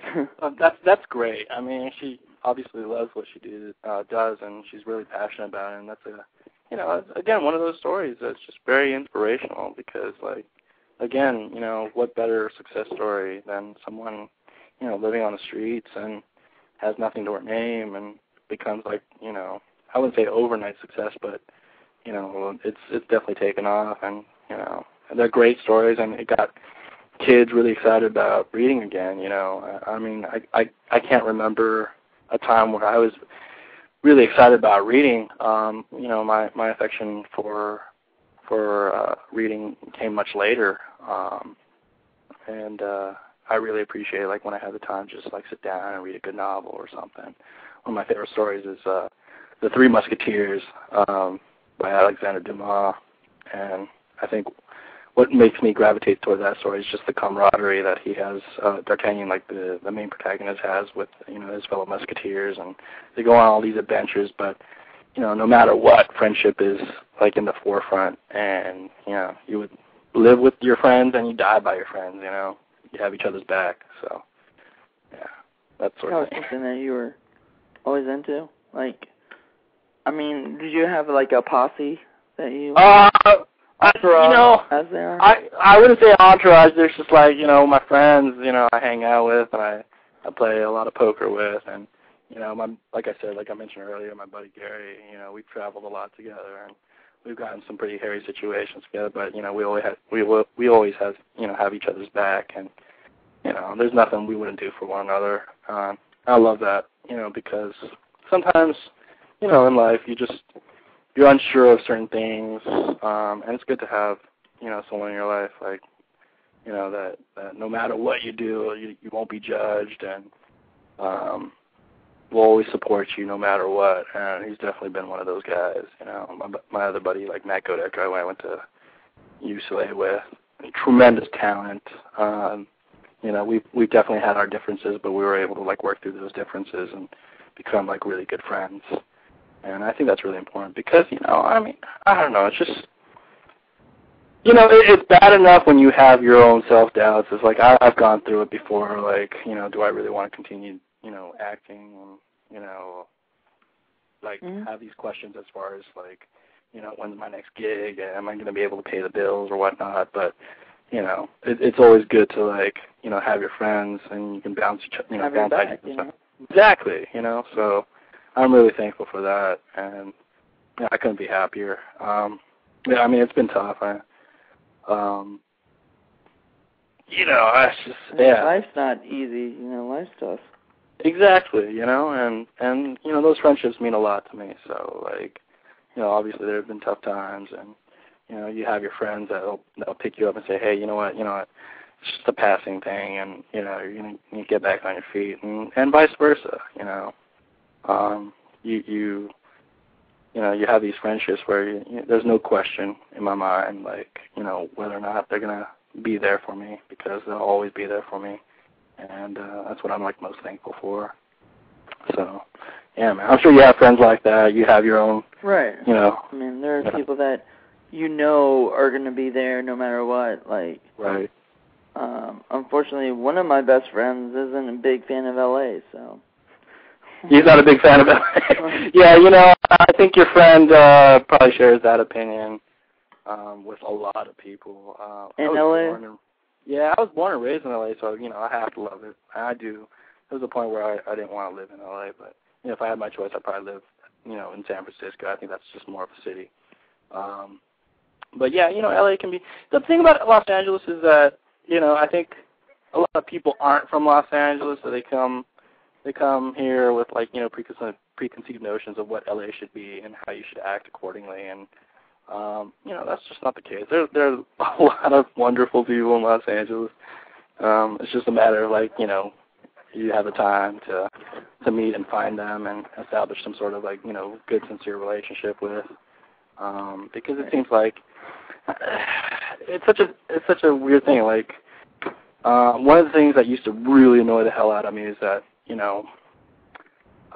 I knew these people back in high school or back in, grade school or whatever, and honestly, I hadn't talked to them in, like, years, probably over a decade, and whatever little success that came my way, they saw some, like, film I worked on, be like, hey, Paul, how's it going? Is it, for some weird way, they find me, and, they ended up contacting me. From MySpace. Like, MySpace or, whatever, through my agent or whatever, and, like, I haven't talked to them in, like, a decade or more, and they'll be like, hey, I saw such and such project, whatever you worked on, and you think you can help me out? I'm like, dude, I haven't talked to you in over 10 years. How you been? At least start off with that, and yeah. I should have been like, dude, it's been a while, but I think I need to work myself out first. Yeah, exactly, and I think, and that's exactly the point. It's just like, as far as, like, what I've done with my career, which is really not that much. I've been really lucky, very fortunate, and whatever I've done to come to this point, like I've done, and doesn't necessarily equate to like success for somebody else, or even if I like, let's say, recommend this person to my reps, it's not going to equate as the same amount of success or more, and that's the thing. I think I mean, to really be in this business, it's nice when you network and you have friends that help you out and stuff like that. But at the same time, it's like, if you're not going to do the work yourself, then chances are you're not going to do well. You're not going to succeed. I'm sure there's like, one in, I don't know, a million that, are very lucky and very fortunate and they become like overnight successes. But for most of the actors here or across the country or all over the world, they really have to work at it. I mean, you look at people like Bryan Cranston or Sam Elliott, those careers didn't start well until like their 40s, and or they even, were. I mean, I want to say even George Clooney. Yeah, exactly. I mean, perfect example. George Clooney, his aunt is was it Mary Clooney? She did a lot of films with like Danny Kaye, Bing Crosby back in the day. And, but he didn't actually get famous until he did ER. Right, exactly. Like ER was his thing, and then after that, all of a sudden he was like, "Whoa, this is the guy that's gonna move up." I mean, right. And he was acting a long time, even before ER, and he had like a kind of recurring role on the Roseanne Barr show. Or even you want to go even way more back, but Christopher Lloyd. Yeah, exactly. He didn't actually start really like. Wasn't he in like Taxi? But yeah, like that was his show that he started when he was in his like 40s. Yeah, exactly. I mean, you're absolutely right. And then he actually didn't get famous until he did, really famous until he did, Back to the Future. So right. I mean, and he's amazing in those films. And like as far as people I look up to, like those are the people that have had longevity in their careers whenever their careers have started. And I ultimately think the reason behind that, like I look at Rob and he's his career spanned over probably like 3 decades or so. Generally, the guy is Mork and Mindy. I mean, so yeah, Mork and Mindy. But like even before that, like I don't know if you know this, like stand up, right? Yeah, well, stand up, but like I think that stand up kind of spawned out of he got accepted to Juilliard, which is like difficult to do. It's like one of the most like prestigious acting schools or art schools in the country, and it's a class that includes Christopher Reeves. That's how they became great friends. But he just loved improvisation, and I think if I remember correctly, he only went to Juilliard for like a year and then like really explored improvisation, doing stand-up. But he is a wonderful actor. I think a lot of people just see the stand-up comic in him, but he is an amazing actor. I mean, look at Good Will Hunting, or look at Good Morning Vietnam, or even one of my favorite films is Moscow on the Hudson. He just wonderful performance, and the reason why I think one of the reasons why he's so successful, obviously aside from his talent and he just entertains so many people, is just that he's generally a down to earth great guy. People love working with him. And, did you love working with him?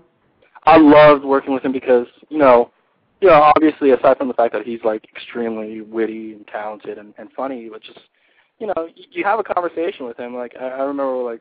But he's also a really good actor, period. Yeah, exactly. And, I remember growing up and watching his films, and, a lot of that, like, when I was a kid, I watched a lot of Bob Hope films, Bing Crosby, Marx Brothers, Jerry Lewis, Dean Martin, all those guys. And, like today, I think, Robin definitely kind of, is one of those guys that's like a combination of all those other guys that I just, mentioned. He's like Danny Kaye and Harpo Marx put together, and just a wonderful guy to work with, really down to earth. And one of my favorite moments working with him was just, we had a lot of downtime, like in between takes, and we're just talking. The guy is probably one of the smartest people in the world. We were talking about science. He was just breaking it down for me as far as like genome and stem cell and just science in general. And I'm just like standing there, like in awe, listening to his conversation about. His fascination towards the science, and he also played this character named I forget what the character's name is. It's the film Awakenings, where he pretty much does he's like takes on this like well-known clinical neurologist named Oliver Sacks, who wrote he's just amazing books about like his experience with people with like neurological disorders, and he nailed it. And he was telling me about his experience and his friendship with Dr. Oliver Sacks. So it's just really fascinating conversation, and really one of the most down-to-earth people you ever meet. I think well-respected. Working on 1 hour photo, we put in a lot of hours because, some days, on average day you work like 10 hours on a film set, but we were working, pushing 16, 17 hours. And, I remember one night it was just like, wow, we're going into our 17th hour. And, he just bought pizza for everybody. Everybody was tired, but, really we're excited about working on this project. And really great guy, just, picked up the bill for it. He's like, he knew everybody was tired, and, had his, assistant to call in, the local pizza place, and just made sure everybody was well fed and taken care of. And, that's a class act right there. So, yeah, I find myself very fortunate, having worked with him. Did you ever mention him working on the movie Jack? No. We talked about, his relationship and friendship with Billy Crystal, because, I knew that, they're really good friends. And especially through the comedy circuit. Comic Relief, yeah, absolutely. They do good things, man. And I think that's the thing, too. So, these are people that really care about, what they do, and also not just what they do, but other issues involved. Like I said, it's just great joy to be, find myself on the set working with him. And, Gary Cole, there was a moment where we were talking about, his beginnings and how him and Laurie Metcalf and, Gary Sinise all started, Steppenwolf Theater out in Chicago. And, he was telling me about his experience and then coming out here and, doing as well as he has been doing. He's awesome, and, for them to just, I don't know, I mean, like I said, I don't have much, a lot of credits on my resume, but, for me to, be sitting next to a lot of these people and them imparting to me, their experience and their wisdom, it's just, take the time out to do that. It's just, it meant a lot to me, and I will always be thankful for that.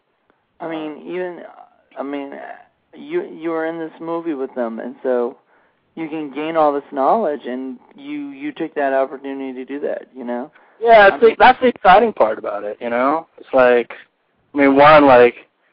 God honest truth, I was really nervous to be working with Rob, and it wasn't until probably the third week that I finally got comfortable. But, people that have had so much experience that I looked up to, as I was just still pursuing or learning about the craft and training, I never had I imagined that I would, be working with these guys, and I did, and I'm so thankful for that. And I'm really thankful to Mark, who wrote and directed the film, because, I remember it was, one of the few big scenes that I have with Rob, and, Mark coming up to me to see how I was doing, and we were just talking. And, the greatest thing, the nicest thing he ever said to me was, we auditioned a lot of people for your role, and we auditioned hundreds and hundreds of people, and you were the only one. And I was just like, wow. Most of the things that I've done, I get, very limited comment, time with directors and, get to talk to them and hang out with them. And Mark's always been really available to me and, impart his wisdom and his experience. And, the simple thing is just we keep in contact still to this day. But to have that moment and to be essentially working with my favorite actor, and just before that moment telling me how happy it was to have me on board on the project, I was blown away. And it's a feeling that I'll never surprised that Mark had I'm just looking at IMDb real quick, and I just realized that he did one of my favorite Weezer videos, El Scorcho. Yeah, he's done a lot, man. I'm sure you've seen that Johnny. Started, I guess, doing Madonna and Michael Jackson and other stuff. He did Scream for Michael Jackson and. Yeah, he's been around, man, and essentially, I think originally 1 Hour Photo was supposed to be a concept idea for one of Beck's videos, but for whatever reason it didn't go through, and he just loved the idea so much that he expanded to a screenplay, and he had 2 people in mind. I think it was like Tom Hanks and Robin, and I think Mr. Hanks had maybe some scheduling conflict, so he had met with Robin, and Robin loved the idea and just jumped on board. I think either one of them would have been perfect. Absolutely. I'm glad Robin did it because it just shows he's still a good drama actor. Yeah. I think a lot of these comedians, because I will never see Dane Cook as a drama person. Right. But I'll always see, Robin Williams is fantastic, Jim Carrey is fantastic. Yeah.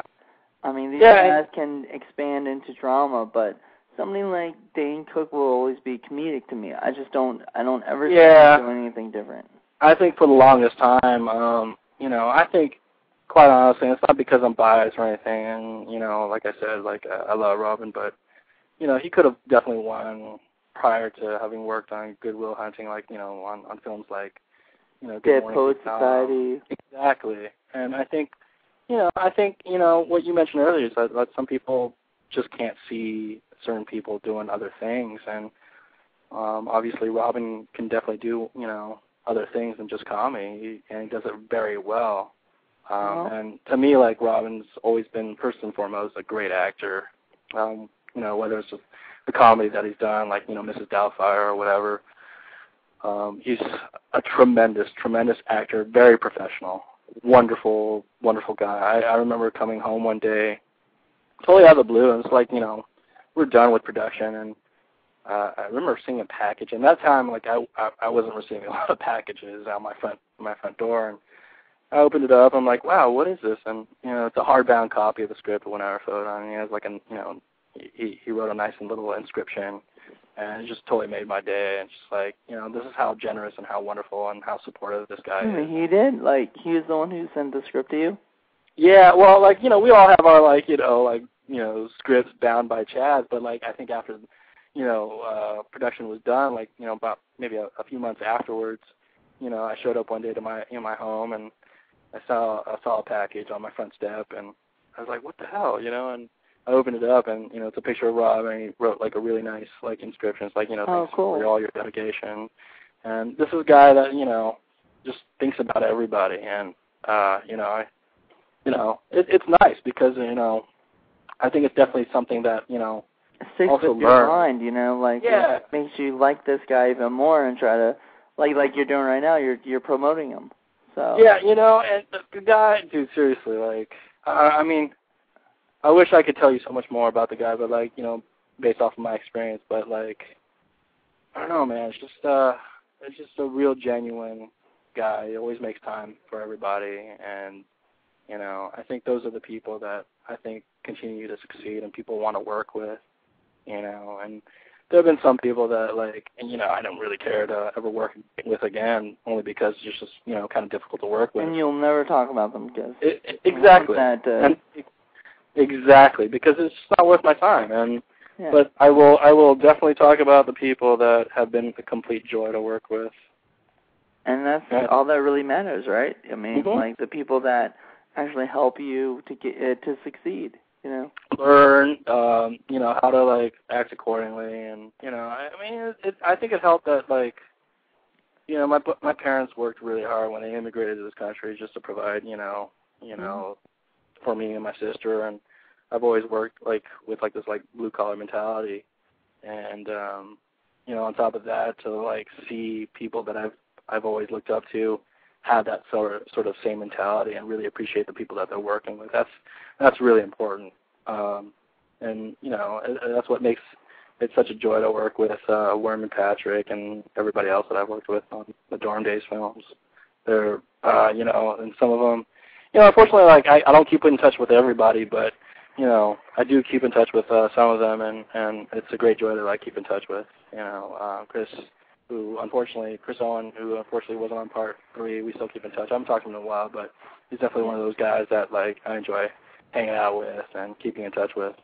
What was the deal with that? Did they just, because I've understood with Danielle, she just, not that she just got bored with it, just got kind of, like, she just got tired of doing all these movies back to back, I think. Yeah, I think in Danielle's situation, she just wanted to take a little break and, you know, kind of explore. Like, she had just purchased a house and pretty serious in her relationship, and she just wanted to take a step back. I'm not too sure on, like, the specifics on that, but, which was kind of, like, kind of sad when I heard that she wasn't in Dorm Days 3, but then I heard Worm and Patrick mention that it's okay because there's more people in Dorm Days 3 to make it up, you know, like, there's more of the cool people that...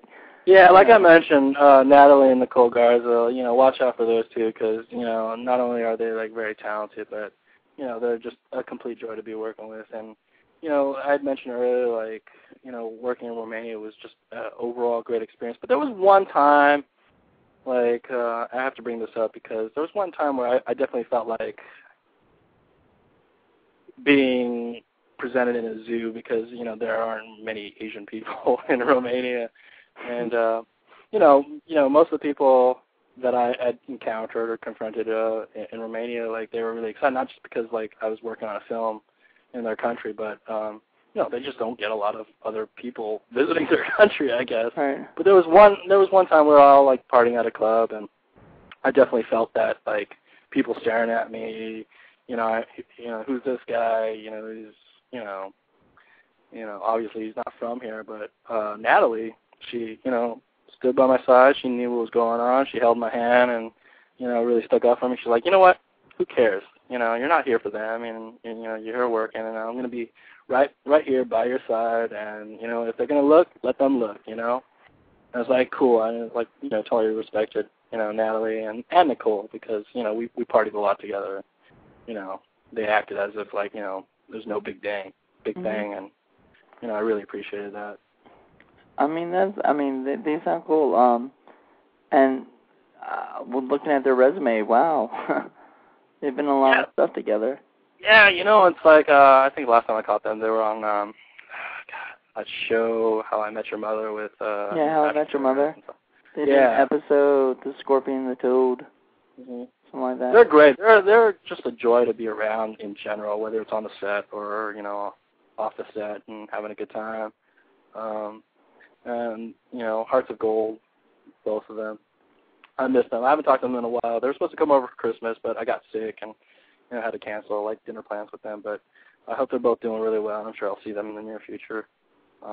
You should have them, and you should have Jennifer Lyons come on the show because, you know. I would love to have her. I don't know how to contact her. She's. I'll get you in touch with them. Are you I'll send sure? you an email. Like, yeah. Actually, you know what? I had an interview with what is it? With Gary Jones, who was a director who did Spiders and Crocodile 2: Death Swamp and. Oh, right on. Yeah. Well, he also worked with James DeBello. Okay, yeah, Jimmy. And he had mentioned James, and I said, oh, yeah, I know him from the Dorm Days movies. One of my friends and I had mentioned that, you know. Yeah. And he was like, yeah, he was great to work with, blah, blah, blah. I was like, yeah, man, I would love to have him on my show. Like, just kind of mentioning it, like throwing it out there, and he goes, yeah, I'll get in contact with. I'd love to have him. I mean, was he in Dorm Days 3? Please tell me. He was in Dorm Days 3, and he's hilarious as, you know, Jimmy can be, and, you know, with Jimmy's, like, you know, randomly coming up with new jobs and new ways to stay with the group, right? Like, absolutely. Even though he doesn't belong. And I just thought that was the funniest thing, to see him just as a random bartender. And Pete's just like, what? Like, well, you're here still? Like, whoa. What like, you guys will have to do in part 3 is so much more fun than part 2. And, you know, sometimes, like, when you're hanging out with Jimmy, it's like... Wait, is he a ninja in part 3? Please tell me. No. Oh, that would be I will great. tell you this. Somehow, you know, through the wacky minds of Worm and Patrick, he becomes a vampire slayer. That is awesome. Yeah, and he gets into some pretty, like, you know, funny situations. And in fact, as far as his character goes, Cliff, he haphazardly becomes a vampire slayer just so he can meet chicks, you know. So, that Jimmy DeBello. Yeah. a lot of fun to work with because, you know, you never know what Jimmy you're going to get each day, and he always keeps you on your toes and that sort of thing. But, yeah, you know, I didn't know him very well on the first film, and our scenes are very limited. I think we have, like, one scene, but as the storyline continues and grows, like, you know, we definitely have, like, more scenes together. So it was a lot of fun working with Jimmy. Did you listen to the Cabin Fever commentary? No, I finally caught Cabin Fever on cable. Oh man, but guess what? You would love this, but apparently there were some really funny things. I was listening to the Writer Strong commentary. Yeah. But he was talking to Eli Roth about and what happened was Ryder decided to act out his character and to improv a little bit. But there's this one part where Jimmy's character was supposed to be kind of like this jerk, or whatever, right? He was just like, it was when they were all deciding that they all had to just, had to figure out what was going on. And Jimmy was acting up, right? Uh-huh. And Paul, the character that Ryder played, just looks over and just yells at James. Yeah. Just like yells at him completely. And the look that he gives on camera is actually a look that Jimmy was thinking to himself, like, it was real. Like, he thought that Ryder that the cameras weren't actually rolling. Yeah. That he was actually yelling at him. And he goes, well, he gives a look like, oh my God, I can't believe you're yelling at me. And then he talked to him later, goes, dude, you're not really mad at me, are you? That sounds so much like Jimmy, man. Like, it's he's serious. doing this character that he doesn't realize later on that, like, what's real and what's not, because, got caught up in the moment, Yeah, that's so Jimmy to a T. Yeah, that he's so Cliff, right? Like, when he's there, he's Cliff. And well, I think Jimmy is just like, Jimmy says a lot of stuff, and he's kind of oblivious to how, like, people will take it until they actually say, hey, Jimmy, that's not cool, or Jimmy, that's funny, blah, blah, blah. But, that's Jimmy to a T. I can tell you stories, but, they're a lot of fun stories. Gosh, you gotta buy Cabin Fever at least rent it, because the commentary. If you listen to the commentaries, there's so many stuff about James just as a person, period, that is just fantastic. I love listening to it. I listen to it over and over because I just love hearing about all these people, because I think that Eli, even though he made a great movie, but he had an excellent cast with it, Yeah. And people that are going to be doing stuff like Joey Kern. Mm-hmm. I don't know, you haven't actually got a chance to work with him yet, have you? No. But Joey, I want to work with. I've interviewed Steve Lemmy from Broken Lizard. Oh, cool. Yeah, and he told me so many things about Joey, like so many cool things about him, just being this really nice guy that's, really, like he's also another character actor. He gets into the character and he becomes that character, and then all of a sudden people want to cast him as another stoner or something. Right. Like from the Super Troopers. Right. Or he does Cabin Fever where he's completely different, and then all of a sudden they're like, oh, I want to cast him as this. But wait, I think that's the thing. It's like a lot of people sometimes don't have a lot of time to, figure out other people on when they're filming, and, in Jimmy's situation, it's like, you play different roles. Exactly, and if you met him, you wouldn't know, like, if you just met him, like, you wouldn't know what to make of him. Because he's himself when you meet him, but when he makes his movies, he's the character, like I remember him in, was it 100 Girls? Yeah, I haven't seen that film. Oh, goodness gracious. I mean, you've seen Cabin Fever, so you saw at least one other Jimmy DeVello. How many Jimmy DeVello films have you seen other than the Dorm Days? Detroit Rock City. It's funny because, like, there's a funny story behind Detroit Rock City. Like, I think it was like one of the first films that he had auditioned for, and he was fairly young, and he was telling me how he went to the audition, and he'd just gotten the sides, the portion of the script that his character, or the character he was auditioning for, and he kind of read it monotone, like, just like, trying to get through the audition. And after the audition, he was like, all right, that's it. Did I get it? He was like all pumped. And it wasn't so much that, his audition, it wasn't his audition that really got him cast. It was just like the exuberance he felt after getting through the audition. Really? It was just like, hey, did I get it?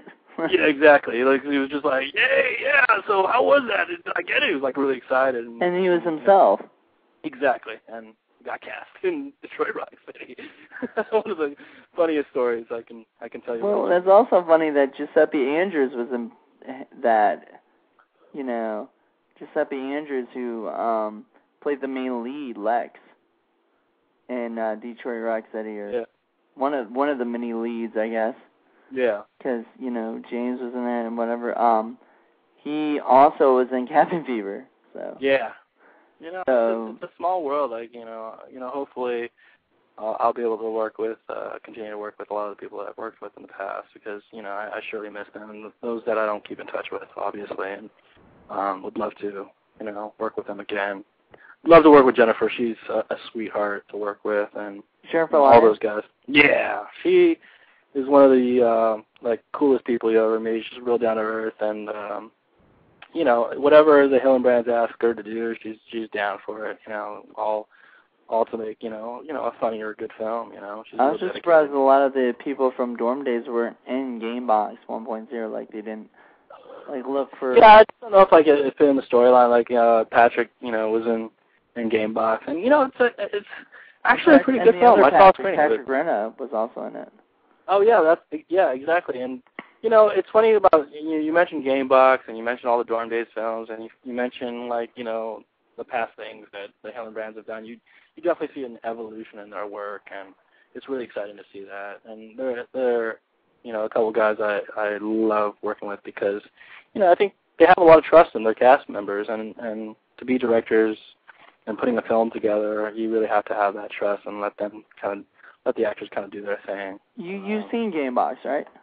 Yeah, I got to see it at the ArcLight here in Hollywood a few years back. I really enjoyed it. Yeah, at that time I think it was a little bit different, probably, right, than what it actually. I haven't seen the DVD release, but I remember it was pretty good. I love the concept of it. Well, I heard a lot of the special effects were changed, and a lot of the stuff were fixed up to make it look. Because Worm and Patrick were a little bit depressed about the look of the movie. Oh, really? The way, the original look of the movie, 2 years ago, whatever, the one that you saw, I think they were a little bit depressed because they thought it really looked cheesy and kind of, hokey. I guess that's what it really was trying to be, but I think the actual look of the movie, see, the thing is, when I interviewed them, I hadn't seen the movie because it hadn't been released. It wasn't released till May, and I interviewed them, I think, in March. And then they didn't even, or March or April, and they didn't even know that there was an actual release for it at that time. Yeah. The Hillenbrands aren't really good at, Well, I don't know. I just remember writers and letting them know. Yeah, I'm not too sure about that aspect, but I just remember, what I saw. It had a lot of potential, and I remember talking to Patrick Cavanaugh about how, there's a lot of green screen involved, and it was a lot of I thought that was really cool. Yeah. Robert Rodriguez did a whole movie green screen, so. Yeah, and it's there's so much you can do, and it's good to see the guys that were involved with that film having so much fun with it. I'm sure prior to that film, Cavanaugh didn't really do a lot of green screen, and he did a good job in that film, and as an audience member, I really enjoyed watching it and being there and supporting my friends, because I didn't know what to expect as far as how the film went out. All I knew was my past experience with the Hillenbrands and the Dorm Days film, and I think Gamebox came out before Part 2, and it's a totally different film, and to see them do some of the things that they've done, which is outside from the Dorm Days formula, It's definitely a different film, and it was good to see, all of them come together and make it. So. Especially that they gave. They could have asked anybody else to write, Gamebox, or whatever, because they're like, oh, well, we got these guys who are going to write the Dorm Daze movies. Let's do somebody else, make somebody else write, Gamebox. Yeah. I mean, but they trusted Worm and Patrick, and they, And you know what? And that says a lot. Because they could have, totally went in a different direction with, the latter Dorm Daze films with, as far as casting goes. Or even writing goes. They could have, found other writers if they wanted to. Absolutely. They just knew that these writers were good enough and these actors were, just like they knew you were going to be, still in the second one. Even though I do want to mention that your character in Dorm Daze 2 was a little bit different. It seemed a little bit different than absolutely. One. Absolutely. Like you were in Dorm Daze 1, you seemed to be in and out, coming in and out. You never There's knew a you were huge going to pop up. transformation between 1 and 2 because, it's funny because, when we did Dorm Daze 1, I think there was a lot of uncertainty as far as, certain characters. And I remember auditioning for Dorm Daze 1. It was a totally different character than the one that's, translated on screen. Mm-hmm. And then Dorm Daze 2 came, and, okay, well, Wang is now part of the storyline with Pete. And they have their own thing going on, which is totally different from, part 1. But I think the good thing is that, there is an evolution, and they wanted to see Wang and Pete do, different things. Well, I will say that if you think about it though, that in Dorm Daze 1, was it Pete and Wang were good friends, Yeah. They, you could tell. And then all of a sudden, Dorm Daze 2, all of a sudden you can see that develop a little bit more, Absolutely. Absolutely. I think, it's funny, I think it's kind of synonymous with, college life, I mean, not to, make comparisons to, Dorm Daze 1 and then experience and, just entering college. I think college is sort of this thing where, you go and there's meet people from all walks of life, and they're trying to figure out who they are and stuff like that. And I think you kind of see that in part 2 more than you do in part 1 because Pete and Wang are kind of like secondary characters in the first movie, and right. Thanks to Patrick and Worm, they've kind of spent more time on those two characters and put them more in the forefront and more involved with the storyline. And, like I said, I'm really excited about Part 3 coming out because I'm hearing good things. I haven't seen it. There are, a handful of people that have seen it that I've spoken to, and they seem to have received it pretty well, and we'll see, what happens with that. But, it was a joy to work on, and, not just, working on a set, but just hanging out with everybody when we weren't filming. It's just you build these friendships, and, regardless of not having talked to, some of the people, the friendship is still there, and I really appreciate that. Right, and I guess, the cool thing about working, I guess, with Worm and Patrick is they looked at these characters, they saw you and Pete's character, Wang and Pete's character, as people that could have done more in the first one than they did. Both characters, I think, were very, very, very small in their way, but they deserve to be more of the, the lead characters, Oh, thanks, man. Yeah, I really appreciate that. And I really appreciate, Worm and Patrick, really kind of expanding those characters because, one, I got to work, and two, I really enjoyed, how those characters evolved. Were you at least a little bit worried when you were doing the first one, going, oh, man, maybe I won't be, if there ever is a sequel, I probably won't be. No, because on the first one, I had, it's funny because I just mentioned, working with these guys were a lot of fun. If that was ever a situation where, hey, we're not going to continue the story, cool, but I'm, thankful that we continue to, continue this, this friendship. But I'm glad how, because, quite honestly, the first Dorm Daze, I had such a secondary character, and I didn't really have that much to do with it, but I had a lot of fun doing it. At the same time, it's because they were secondary characters, I wasn't so sure about the character and how it would be received. But doing the part 2 allowed me to explore that a little bit more and have fun with it. We had a lot of fun doing part 2. I think part 2 we did on, the Queen Mary here in Long Beach, or like, down in Long Beach, and we had a lot of fun working on the film, but by like, end of week 3, we were all just tired of the boat and Long Beach altogether. A lot of funny stories, when the camera wasn't rolling, and and I like how in part 3, things turned out. So as far as the story goes, because it was a lot of fun, and like I said, I got to have an intimate moment with Worm. It was really sweet. Yes, that's really cool. Now, I want to mention the character, because I think all the characters kind of change in Dorm Days 2. Like, they're so different than what they were in Dorm Days 1 in a way. Like, yeah. either they've grown up or they've really changed. Yeah. Especially Foosball. Yeah, oh, wow. Okay. Obviously, Foosball changed because he got recast by Justin Whalen. Was he in Dorm Days 3 too? No, unfortunately, that storyline didn't continue. I think. Was there another character named Foosball, or? No Foosball, unfortunately. No Foosball in Dorm Days 3. I know. I think I had mentioned it's still a pretty big cast, but like some of the people, like some of the storylines, they want to compress a little bit. Because there were a lot of them.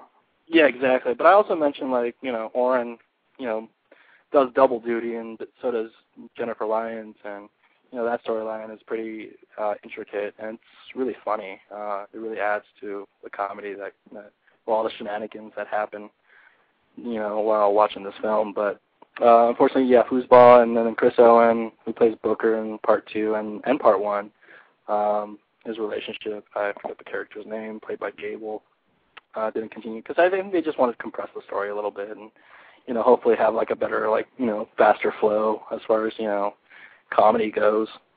But yeah, Gable Carr, did she leave? She left the series after the second one?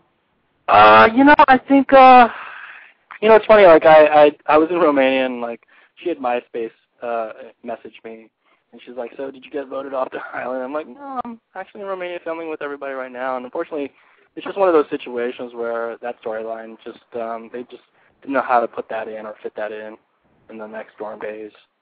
So once Chris was gone. Yeah, basically that pretty much killed that storyline. Unless, I guess there's some stuff they could work in with her, but it would just be awkward. Yeah, exactly. Where's Booker, played by Chris Owen, so... Or you could, Chris Booker died by, hey, you guys were on the ocean, he fell off. Yeah, exactly. He could have done anything, I'm sure, but, Booker and his frustration threw Gable Carr's character off the boat. And, the sad thing is, I've seen her on MySpace or whatever, right? She has her personal MySpace right. where she has her friends, right? Right. And she seems really cool, but it seems like she's really trying so hard to become this Hollywood actress, and unfortunately, I haven't really seen her do anything but the Dorm Days movies so far. Yeah, I don't know how to explain that. She's been trying though. There are people that are really good at that whole business aspect, and some people, I don't know, for whatever reason. It's who knows, how people are going to be received, and I think. The good thing, aside from, her acting pursuits, she's also, in a band that, she sings in, and that's cool. But, do you go see her at all? I haven't spoken to Gable in a long time. We weren't that great of friends while filming, but, it was cool, whatever, But, yeah, I don't really know her that well. I think, You're not enough to talk to her randomly. Exactly. And some of the stories that we did talk about were just kind of off the wall. I didn't even get them. I think I have a sense of humor, but at the same time, it's just that's totally left field.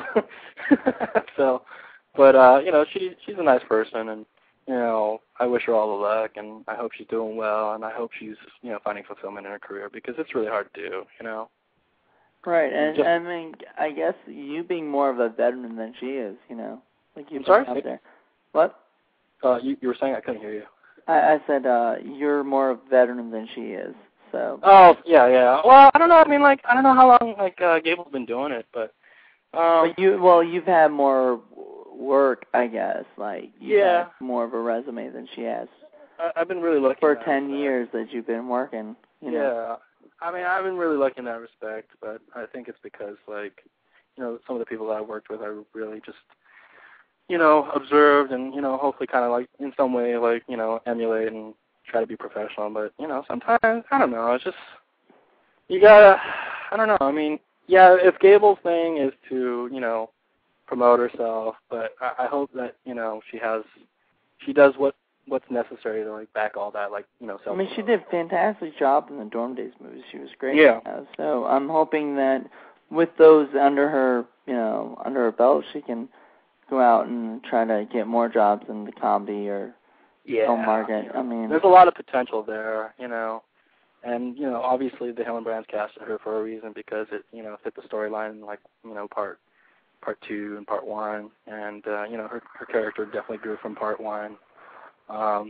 You know, and she's really talented. You know, I've heard some of her songs, and you know, they're pretty cool, you know. But unfortunately, I haven't, you know, she's one of the few people that I haven't kept in touch with, you know, since we've, you know, filmed part 2. Right. Hey. Hmm? You were going to say, like, who else are you going to bring on, man? Because, you know, you really should bring on Kavanaugh. I think you're talking to Kavanaugh right now. Right, yeah. Gosh, and you said Jennifer, you might talk to her. Yeah, definitely. I'll definitely pass the word along to Jennifer and Jimmy and get in contact with you. Yeah, I mean, dude, I'd love to have, like, a Dorm Days group, I mean, to come on here, because, like, I mean, I had Worm and Patrick, and I saw you were talking to them, and I was just like, man, these guys are so talented. Like, everybody in Dorm Days. I mean, the Dorm Days, the first Dorm Days movie, I loved. I actually made my dad watch it. Even though my dad isn't normally the guy who would. I mean, he likes, like, National Lampoons usually. Like, he loves Animal House. Yeah, I love it. He doesn't like the newer National Lampoon stuff. Right. And he watched it because this was a comedy of errors. You know, like, he was interested in seeing a comedy of errors. Total fart. And the thing he didn't like was what Worm and Patrick mentioned in their interview is the way that the Hillenbrands made it out to be like an American Pie version. Yeah, you know, like, it's like a whole marketing thing, you know? Yeah, the whole thing, they made it out to become this, you know, American Pie kind of gross out humor, and which they weren't, you know, which those guys aren't used to doing. They didn't do. Yeah, absolutely. And then all of a sudden they did this one, and they're like, "Oh, that's what you wanted. Well, fine, I'll do Dorm Days 2 like that, you know." Right. But we didn't know this is what you wanted originally. Yeah, it's kind of a trial by error sort of thing, but, like, I'm sure, like, the Hillenbrands figured that out. That's why it did. It apparently did well enough to make a sequel of, you know. Yeah, and that's the thing. It's like, you know, American Pie, who Chris Owen was a part of, but it's just, you know, it's a different entity unto its own. It's a totally different, like, you know, story, and it's very successful, much more successful. But you know, that's not to say that, like, I mean, and you know how hard it is to put out your films, and it's a miracle when films get well, I mean, I love when Hollywood actors watch my films. So yeah. Hey, man, you know what, dude? You obviously have a love and passion for it, and that's the most important. Right. I mean, obviously you try and you work, you know, and you do whatever, if it's TV or, you know, film or whatever, you know, you try to put it out there. See, that's the thing, and despite, like, you know, a lot of what we do is, like, based off how people are going to perceive it, and I think the most important thing, if you can remember, like, you know, anybody, like, listening, like, if you can remember this one important rule is that, like, yes, you know, that is an important thing, and that's, like, part of the business, but if you find fulfillment in what you do, no matter what it is, then that's all that's really important, and, you know, it might be kind of hypocritical of me saying, because, you know, I do these things and I get paid for it, but I really enjoy what I do. And you know, even commercials, I love doing commercials because, you know, you tell a little story in like 30 seconds, and that's not an easy thing to do. And yeah, I get paid for it, and it helps pay the bills, but at the same time, I'm doing what I want to do, and I have to constantly remind myself, you know what, you know, yeah, I would love to do films like, you know, art house films like 1 Hour Photo and make a career out of that, but, you know, that's the reality is that, you know, I have to do these jobs to pay the bills, but I love those jobs too, you know. Right. You know, But it's always hard to kind of remember, hey, you're doing it, and there are a lot of people that would love to be in your situation, and for some weird reason, whether it's fear or whatever the frustration that they're facing in their lives or their creative lives, they just don't do it, and that's the shame. It's like you succumb to this fear and to a point or a degree where you just don't want to try anymore. And I've been there, and the fact that you're doing it and you're doing it because you enjoy doing it, that should matter mostly. And sometimes it's hard to remember that, but I always appreciate the people that are doing what makes them happy. Have you ever thought about like making your own movie, like just? I love acting so much, and I feel like I still haven't fully grasped like everything that I'm constantly learning acting, and there's always something else I can learn and improve upon. As far as making films, like I just don't see myself doing it because it's just like an all-encompassing job. I have so much respect for filmmakers because they have to oversee so much detail that goes into a film, whether it's like I mentioned, like a 30-second like commercial or a short film or feature. Or exactly. It's so much, and call me lazy or just scared, but yeah, that's just not really my passion, but I definitely respect those that are able to do it. Okay, I'm just surprised. I thought you might like wonder what you would do if you did your own movie, like if you were to direct your own movie. What would you do a movie about? I don't know. I mean, I think, definitely stories that are close to home, that I've experienced in my life, like, whether it's like relationships with people or relationships with my parents, and, kind of transcend like past like, color boundaries and stuff like that. Maybe someday, but I'm just not at that point or ready to take on such a, mammoth project like that. I think, I have so much respect for my friends that are writers and filmmakers because there's so much detail involved. And for me, I'm not like a multitasker. So, focusing on acting is perfect for me right now. I have some wonderful friends that do it all. Like I mentioned, my buddy Gary, who writes and produces, and now just like now. And then you just act. Do you act in his movies and stuff? Yeah. You should check his short films out. I think you really like it, a lot, because it's pretty much like you guys have, very like similar sense of humor. Yeah, exactly.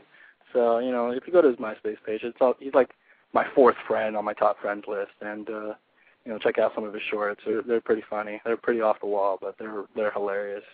And they're just like a joy to work on. And, that's the thing. It's like he's my friend. He's my buddy. And I think a lot of people in this business love to work with friends because, they're reliable or, you just have like a good connection with these people and, have a lot of fun working with these people. So, So are you in most of these movies, though? Most of them. Let's see. Like, I think he's got like 3 short films, and I think, I'm on all of them. They're a lot of fun. I don't think he has Planet of the Grapes up on his profile, but it's a pretty fun film. If you're ever interested in watching that, I'm sure I can get you in touch with my buddy. Yeah, and then he can send you a copy or something. Hey, you ever come out to LA and hang out with us? Dude, I've been invited to LA. You don't know how many times, and it's. Oh man, if I had the chance and the opportunity, I'd be. Every day of the week, I have a new person to hang out with at this point. Yeah. Well, if you ever need a place to crash, man, you're more than welcome. Exactly. Thank you, because I've got that. That means that's another place I could crash another day. Yeah. I could crash a place a day, I guess. At this point. Well, if you ever crash at mine or Worms or Patrick's, just make sure you can get like. There's gonna be a lot of drinking involved, and we'll have a good time. That sounds like most of my nights, anyway. But no, that's crazy, but it's great. Yeah. I would love to go to LA. It's just Virginia right now is expensive enough. Yeah. And unfortunately, Williamsburg is the most expensive place because it's a tourist town, you know. Right. Like, so everything is expensive, no matter what. Overpriced, yeah. Yeah, overpriced and ridiculous. And because it's Colonial Williamsburg, so, you know, they got the tourists for Colonial Williamsburg stuff, and they got the people for Busch Gardens, and they got the people for Jamestown. We got way too many tourist place stuff. Well, Will and I will probably have to, like, you know, I'll talk to Patrick, too, and we'll see if we can, you know, make a trip out to Virginia and hang out with you. That would be great, dude. I mean, I know I was supposed to, like I said, I was supposed to do an Amazing Schlock show with them, because they're going up to Minnesota to... One was telling me that. Like, yeah, he's going up to Minnesota to visit family and friends and stuff, and, you know, with Patrick, and I don't know exactly what they're doing, and I think it's top secret, but, you know. Whatever they're doing, I talked to them about doing an Amazing Schlock show, which would be awesome. I would love to interview some of those guys, because He Stops Stabbing Me is the movie that got me into Dorm Daze. Like, yeah, those guys have been, you know, they've known each other for a long time, and prior to and you know what, I no offense to Hillenbrands, I think the Hillenbrands were great guys, but if Worm had directed, you know, Dorm Daze, I think it would be a lot different, and you guys would have still been cast. Everybody would still have been, you know, if it had been the same cast, it still would have been awesome, but it would have been, you know, it would have been different. I totally know it would be different because they've got a different sense of humor, and they got a different way of their thinking, and but at the same time, you know, I'm really happy, you know, that Dorm Daze came out and that the Hillenbrands did it. Yeah, because, you know, I mean, like I was telling you earlier, like, you know, especially like after watching Gamebox, there is an evolution to, you know, their process and their work and what they want. But like at the same time, it's like, yeah, I mean, I don't know. I mean, some people really enjoyed watching Dorm Daze 1, and, you know, some people have a different opinion of it. But, you know, if you look at all the films, you know, I mean, even before Dorm Daze, there is a definite like evolution in their work and how they do things. And what I loved most about working with the Hillenbrands is that, you know, and most recently it was like working on Dorm Daze 3, and they kind of, you know, they definitely trusted us a lot more, and, you know, as a result, we had a lot more fun. I mean, we had fun doing all the films, but, you know, they definitely understand that it is, you know, a collaboration, and for that I'll be thankful, because, you know, there are times, like, you know, before a shot, like on the third third film, you know, Scott and David would get together and be like, you know, like if I had a scene coming up and we're shooting it, and they're like, oh, what do you think about this? I'm like, yeah, you know, I totally, like, sometimes I would agree with them. I'm like, you know what about this? And they were totally open to that. And, you know, to have that and not just, like, you know, be at, like, you know, your director's mercy, you know, like, you know, their control. They were open to, you know, suggestions, and I really, really, really appreciated that, because it made it a lot easier, or it made it a lot enjoyable work experience, you know. So, and I think a lot of that comes from just, like, you know, Patrick and Worm, you know, allowing the Pete and Wang storyline to, you know, continue and grow. So, you know, I mean, it's something that happened, like, you know, Dorm Daze 1 probably was filmed like 2002, so 5 years ago. And, you know, after having worked with, you know, the Hillenbrands on 3 films, you grow together rather than apart, and that's one of the experiences that I really appreciate. So wait, how old were you when you first started with the... 2002, 5 years ago, so I think I was like 27. I'm 32 now. Yeah. So your MySpace is wrong? No, MySpace for the character Wang is supposed to be about 22. Oh. Yeah, I'm probably... Okay, I thought that was supposed to be actually yours, you were just saying Wang, you know. No, the funny thing about the whole Wang profile is that I had been approached by this guy. His name's Gregory Kaft, who works with the Hillenbrands, and he's all in charge of, like, all the characters, you know, MySpace profiles, and I think most of them, with the exception of, like, me and another person, I can't remember who, have total control over those profiles. But, like, when Greg approached me, he's like, yeah, I have this great idea to, like, you know, create all these profiles for all the characters on MySpace. I'm like, that's cool and all, but I'd love to have control over that. I mean, I'll do what I have to do as far as the, promote the film, but I kind of wanted to make it on my own, and plus I just had a lot of time on my hands, so I had a lot of fun with Wang's profile. Yeah, and I'm probably like one of the older, or if not like the oldest cast, as far as that like whole college group. Yeah, so yeah, that's. You're the not very really wilder of the group. Yeah, exactly, basically, but not as funny or good looking. So, but yeah, I have a lot of fun. Ryan Reynolds, but you're close. I met Ryan Reynolds. He's a great, funny guy. I can't, again, one of those guys that I can't say enough good things about. Like one of the first gigs that I ever did was a show called Two Guys That Go on a Pizza Place, and eventually after a few years it became Two Guys and a Girl. But it was with like Trailer Howard. Yeah, exactly. Yeah, the owner of the pizza place is this guy named Julius. I forget his last name, but he played Show Nothing in The Last Dragon, Barry Gordy's Last Dragon. I don't know if you've ever seen that film, but it's a great film. It's about like this black kid in Harlem who thinks he's like the second coming of Bruce Lee, and it's just a great film. And Julius plays the antagonist named Show Nothing. And yeah, it was a great joy to meet him as well. But Ryan Reynolds, great guy. Really like what he does. Yeah. I'm just looking at all the MySpace profiles for all the Dorm Daze people. Yeah. Pete, also 22 years old. Go figure. Yeah. Yeah, I think that's Patrick on there. On his MySpace profile. Mm-hmm. But it seems like all the fake people, including I guess what was supposed to be yours, is up there, like My Wang, Mike, Marla, Stukas. Oh, really? Oh, cool. Yeah. Gregory Kraft, like I said, he's in charge of all these profiles, and he does a great job, and I don't know how. And I think he does a great job of, corresponding with people that do write into all these, fictitious characters. I think there are people on, that actually believe that these are real characters, like these are real people on MySpace. Exactly. Oh my God, Lynn, you're on here? God, how was it? Where's Marla right now? Yeah, it's pretty hilarious. I'll get emails from people out in Amsterdam, and it's really cool. They're really sweet people, but yeah, I think they actually think Wang is a real person. So, but it's a lot of fun. That's really cool. What's that? I said that's really cool.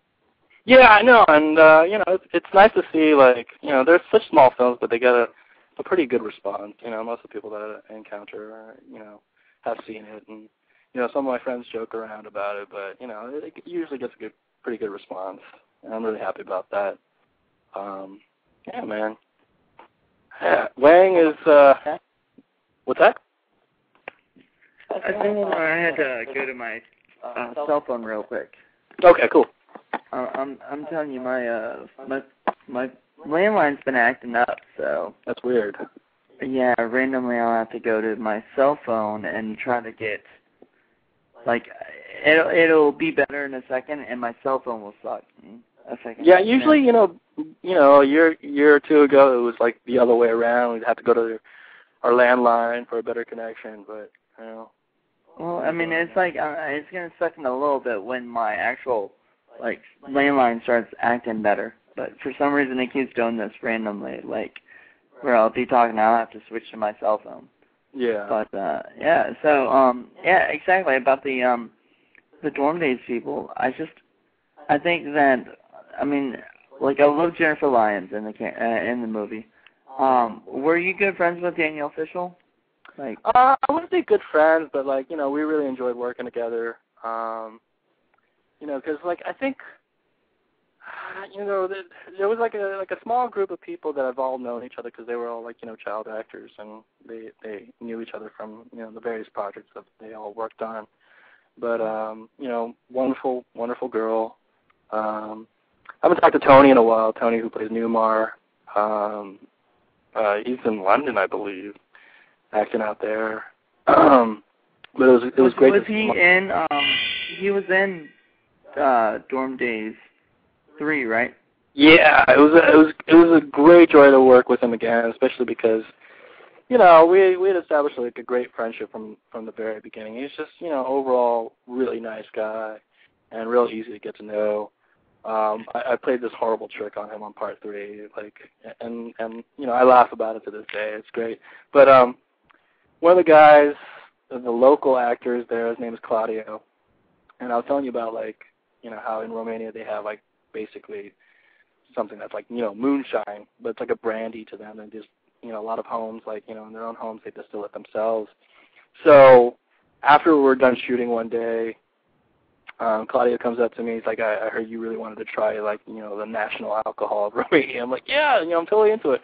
He pulls out this water bottle, and it's like a clear liquid. It looks like vodka, basically, but, you know, it was in a water bottle. And unfortunately, you know, Tony came up at that moment. I'm like, hey, Tony, let's drink to our friendship. And, you know, Tony was totally oblivious. He takes the bottle from me with, you know, this stuff called Palinka, which is, I don't know, let's say 80 proof, so like for 40% alcohol. Takes a big swig, thinking it's water. He swallows, and you look on the look on his face. His eyes are tearing up, and he's just like, "Wow, that wasn't water." I'm like, "I know. I thought you knew." So yeah, that was one of the funnier moments that happened. Gosh, if you had given him Everclear, man, that would have been hysterical. Yeah, you know, it's funny because you know, we all partied one time. I think Tony, unfortunately, horribly burned his hand. Like they lit his shot of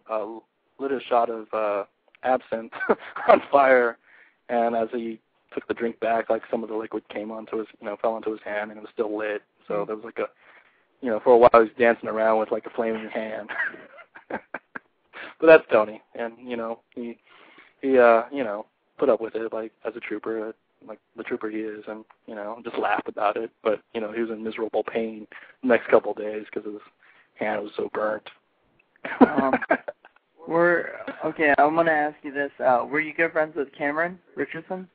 Not so much, but, like, because, you know, she had only worked on the first one, but when we did hang out, she would tell me, like, the funniest stories that, you know, some stories I can't really, you know, say. really delve into, right? Yeah. They were funny, but not stuff you want to Sweet girl. Yeah, not the kind of stories I should probably divulge online. You know, I want to say that she's been doing really well for herself. Yeah, she was on an episode of Entourage not too long ago. She was actually in 2. Oh, okay. She got a recurring role as, you know, like what happened apparently is Vince, you know, did a little something with her, and then all of a sudden, you know, in a coat room. Yeah. And then all of a sudden, later on in another episode, he was like, you know, maybe I should invite this girl to go on vacation with, you know, the girl that I messed with in coat room, you know, and brought her back.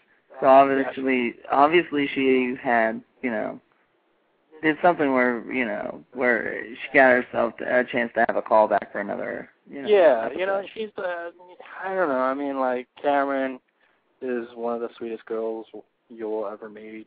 And I just read that she's in Alvin and the Chipmunks movie. too. Ah, nice! That's crazy. Yes, so she's going to play Claire in that. I don't know how big of a role, but I guess they're doing live-action animation movie.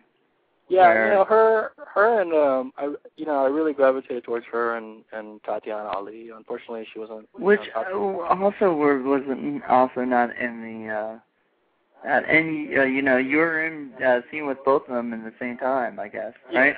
Yeah. And that was pretty cool. Well, the second film, like, it's funny because, like, I think Worm and Patrick really tried hard to get, you know, both Tatiana and Edwin Hodge, who's a wonderful actor as well, to, you know, it was like one of those situations like, you know, Chris and Gable's characters that, you know, they just didn't want to continue with that storyline and kind of compress it a little bit more. But, I still talk to Edwin. I haven't talked to Tatiana in a long time, but, you know, I hear she's doing well. Really sweet gal. Love her to death. You know, she went to Harvard, of all places. Like, I think this was like after Tatiana? Yeah, she's hella smart. But she's one of those people that that are so intelligent they're not really arrogant about their level of intelligence, and I love that about her.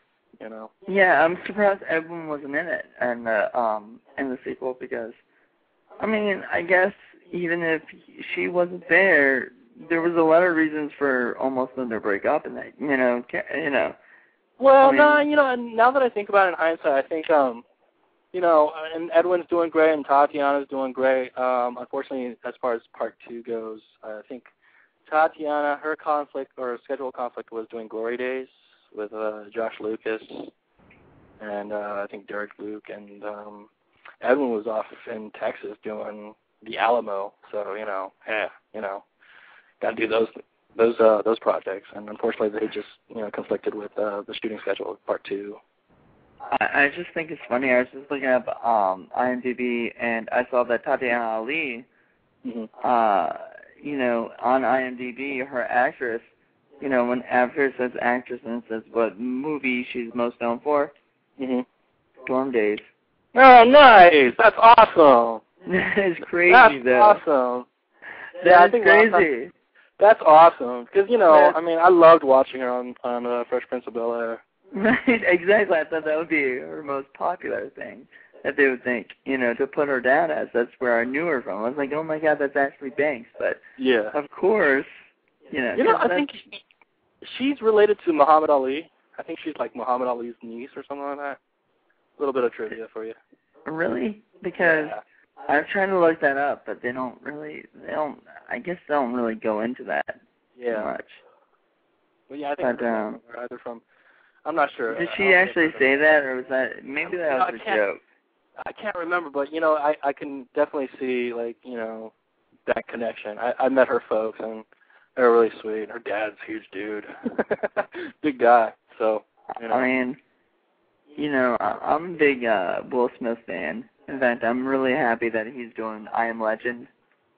Oh, yeah, I saw the trailer for that. Looks great. Well, just the fact that he's out there still working and stuff, actually more serious than, Fresh Prince or whatever. You know what I mean? Like doing stuff that, actually means something in this world, instead of just... Yeah, you saw Pursuit of Happiness. That was a great film. I actually didn't see that yet. I really want to, though. Was it really that good? Yeah, it's one of those really heartfelt films. It's based off, a true story, and I really liked it. I think it's just one of those things, like, it reminds me of my folks who work so hard just to, support me and my sister and the whole family, and it's definitely one of those, like, heartfelt stories where, a parent makes so many sacrifices just to, like, put food on the table for the kids, and he does a great job. And his son does a wonderful job as well. Cool. Yeah, I'm anxious to see that. Let's see. I mean, because, and it's Will Smith's son. I was just wondering if Jada wasn't in it, was it? Or was she? No, I think it was Thandie Newton. I think she's known for, she did one of the, I think, Mission Impossible 2. She also did the sequel to the Vin Diesel Pitch Black movie. Pitch Black? Chronicles of Riddick. Chronicles of Riddick, yeah. Chronicles of Riddick. She plays, like, the Lady Macbeth character in that film. But, Thandie Newton, she plays the mom.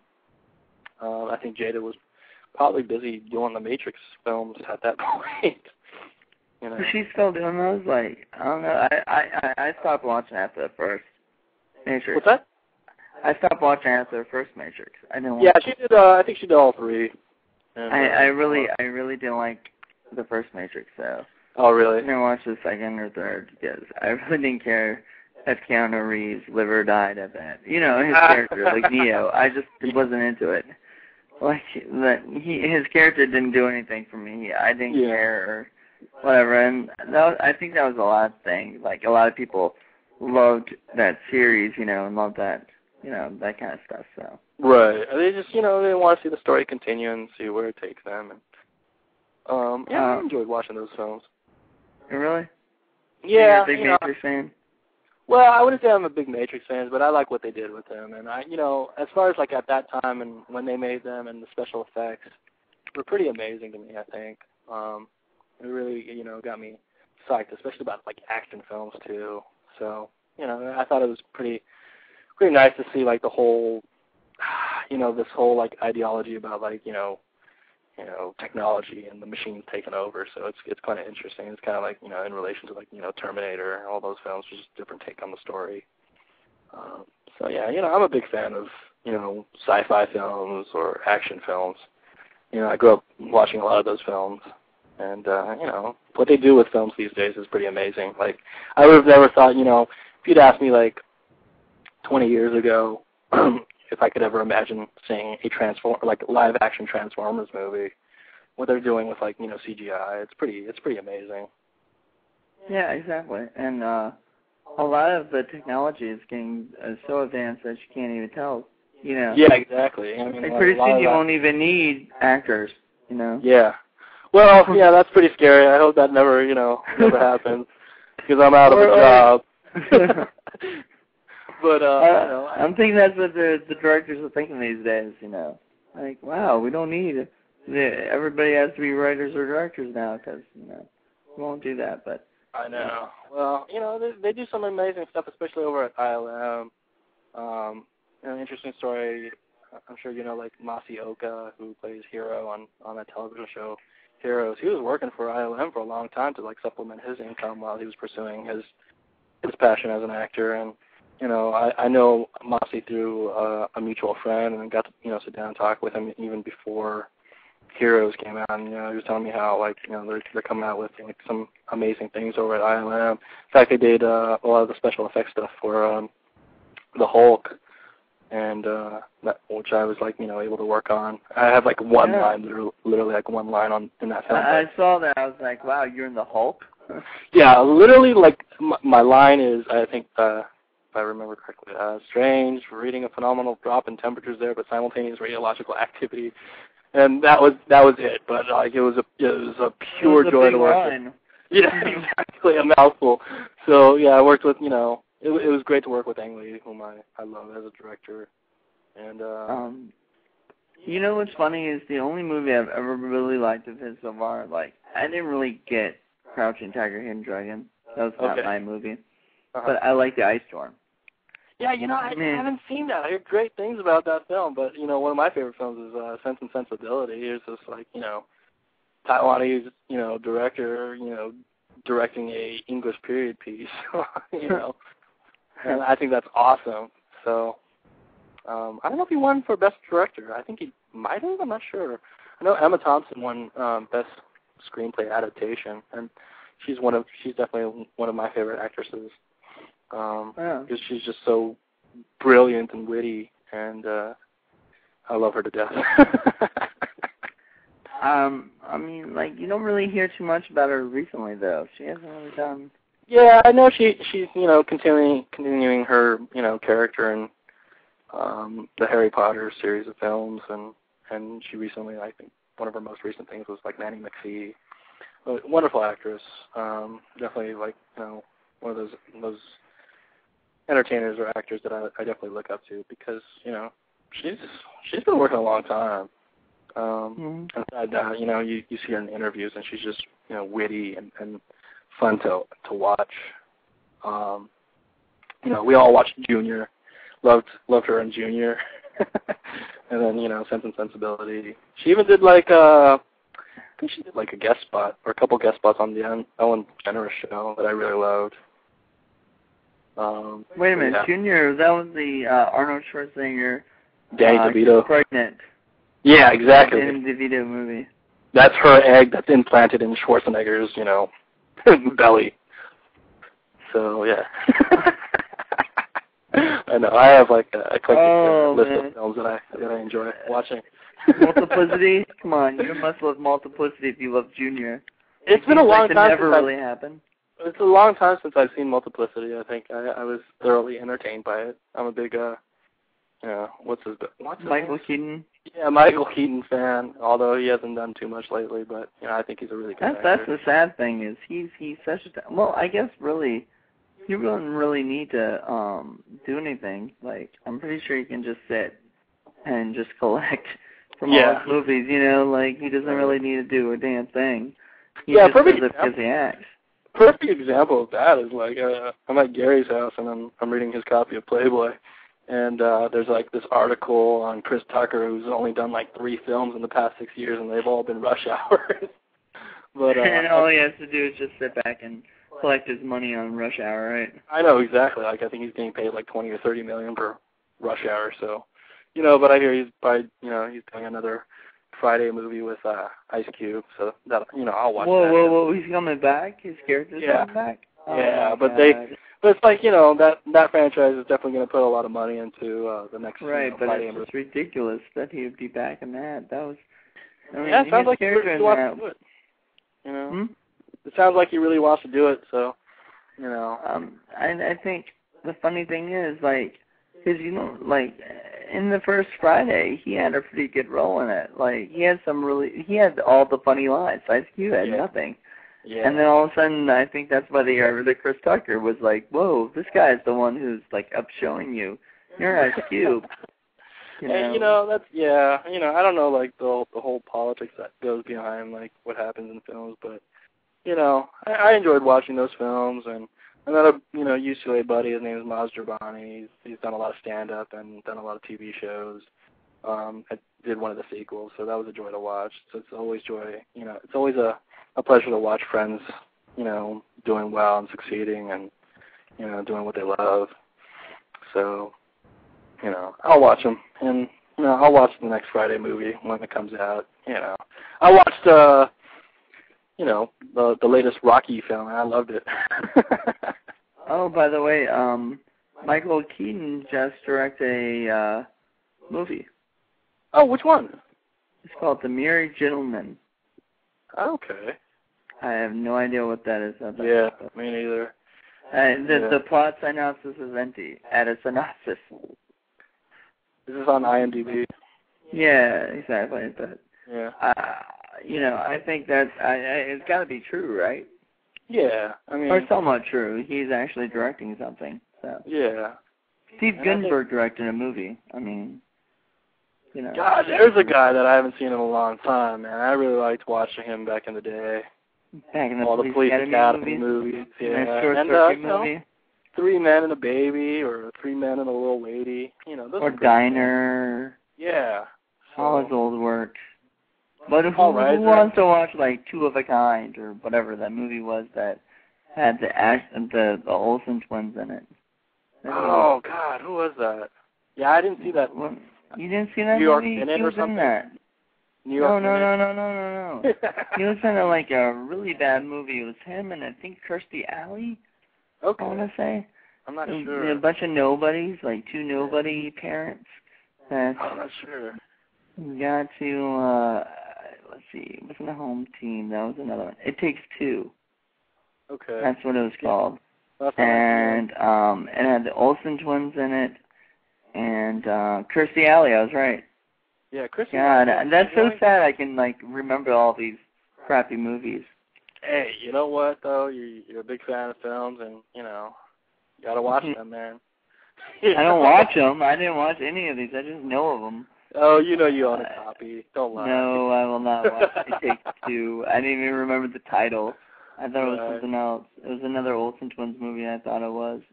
Yeah, if I didn't know you better, you'd probably have a copy underneath your pillow, and you're like, I love this movie. But I'm gonna say it's another movie, even though I don't, and even though I'm pretending I don't even know what it is. Hey, man, it was good talking with you. I gotta take off. I'm gonna crash because I haven't been sleeping well. But hey, man, it was a pleasure talking with you.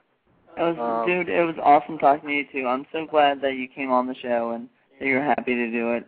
Oh, my pleasure. I can't wait till like you know in the future. Hopefully we'll do another interview and Well, we'll have other we'll have other people or whatever. I I just wanted to have this kind of jump the boat about other doing other shows and stuff. You know. Hey man, you gotta come out to LA too, man. Oh man, you guys. I got invited to Taco Tuesday with the Asylum crew. They do this thing where they go to this one taco place that serves like on Tuesday they have like really cheap tacos and really cheap beer. Yeah. Well, if you're gonna come out to LA, then you definitely should come out for the cheap tacos and the cheap beer. Exactly, cheap tacos, cheap beer. I mean, how where can you get? Exactly. All right, brother, man. Hey, I'll talk to you soon, and I'll make sure to get you in contact with Jennifer Lyons and Jimmy if I can. So, Yeah, definitely. I mean, if you're still, are you still in contact with those guys? I guess. Last time I talked to Jennifer was about a few months ago. She's doing pretty well. Jimmy, I haven't talked to really since the end of part 3. Last I heard about Jimmy, soon after we were finished, he had to go back to Romania and film another movie. Right, that was the movie that Garrett Jones was doing. Oh, is that what it was? I guess that must have been it because he had done that a while ago. So yeah, that must have been it. Which is funny That's because really cool. Jimmy was just getting crazy playing poker out in Romania. So I'm sure the last thing he wanted to do was go back to Romania, but that's funny that he had to go back. So. There you go, and you had to go back and film another movie by a guy that I had an interview with. So exactly, small world, dude. And yeah, it's all connections. Absolutely. All right, man. I'll talk to you soon. Good luck to you, and Yeah, dude, and if I'm ever in LA and I'm working on a project, dude, you're cast if I can. I look forward to it because I really enjoy watching your shorts on your profile. It's good stuff. Yeah, dude. I'll have to abide by your SAG rules, but I'll figure it out. All right, cool, man. All right, man. You have a good one, dude. You too, bro. All right, thank you. Yeah, bye. All right, that was Paul Kim, everybody. Paul was in Dorm Days, and he was in a lot of other movies. He's, I don't want to go into 1 Hour Photo and Jack Frost 2 and many others. He's a really good guy. Look him up. I'm sure you're going to see more from him. And I hope you enjoyed this interview. Thank you.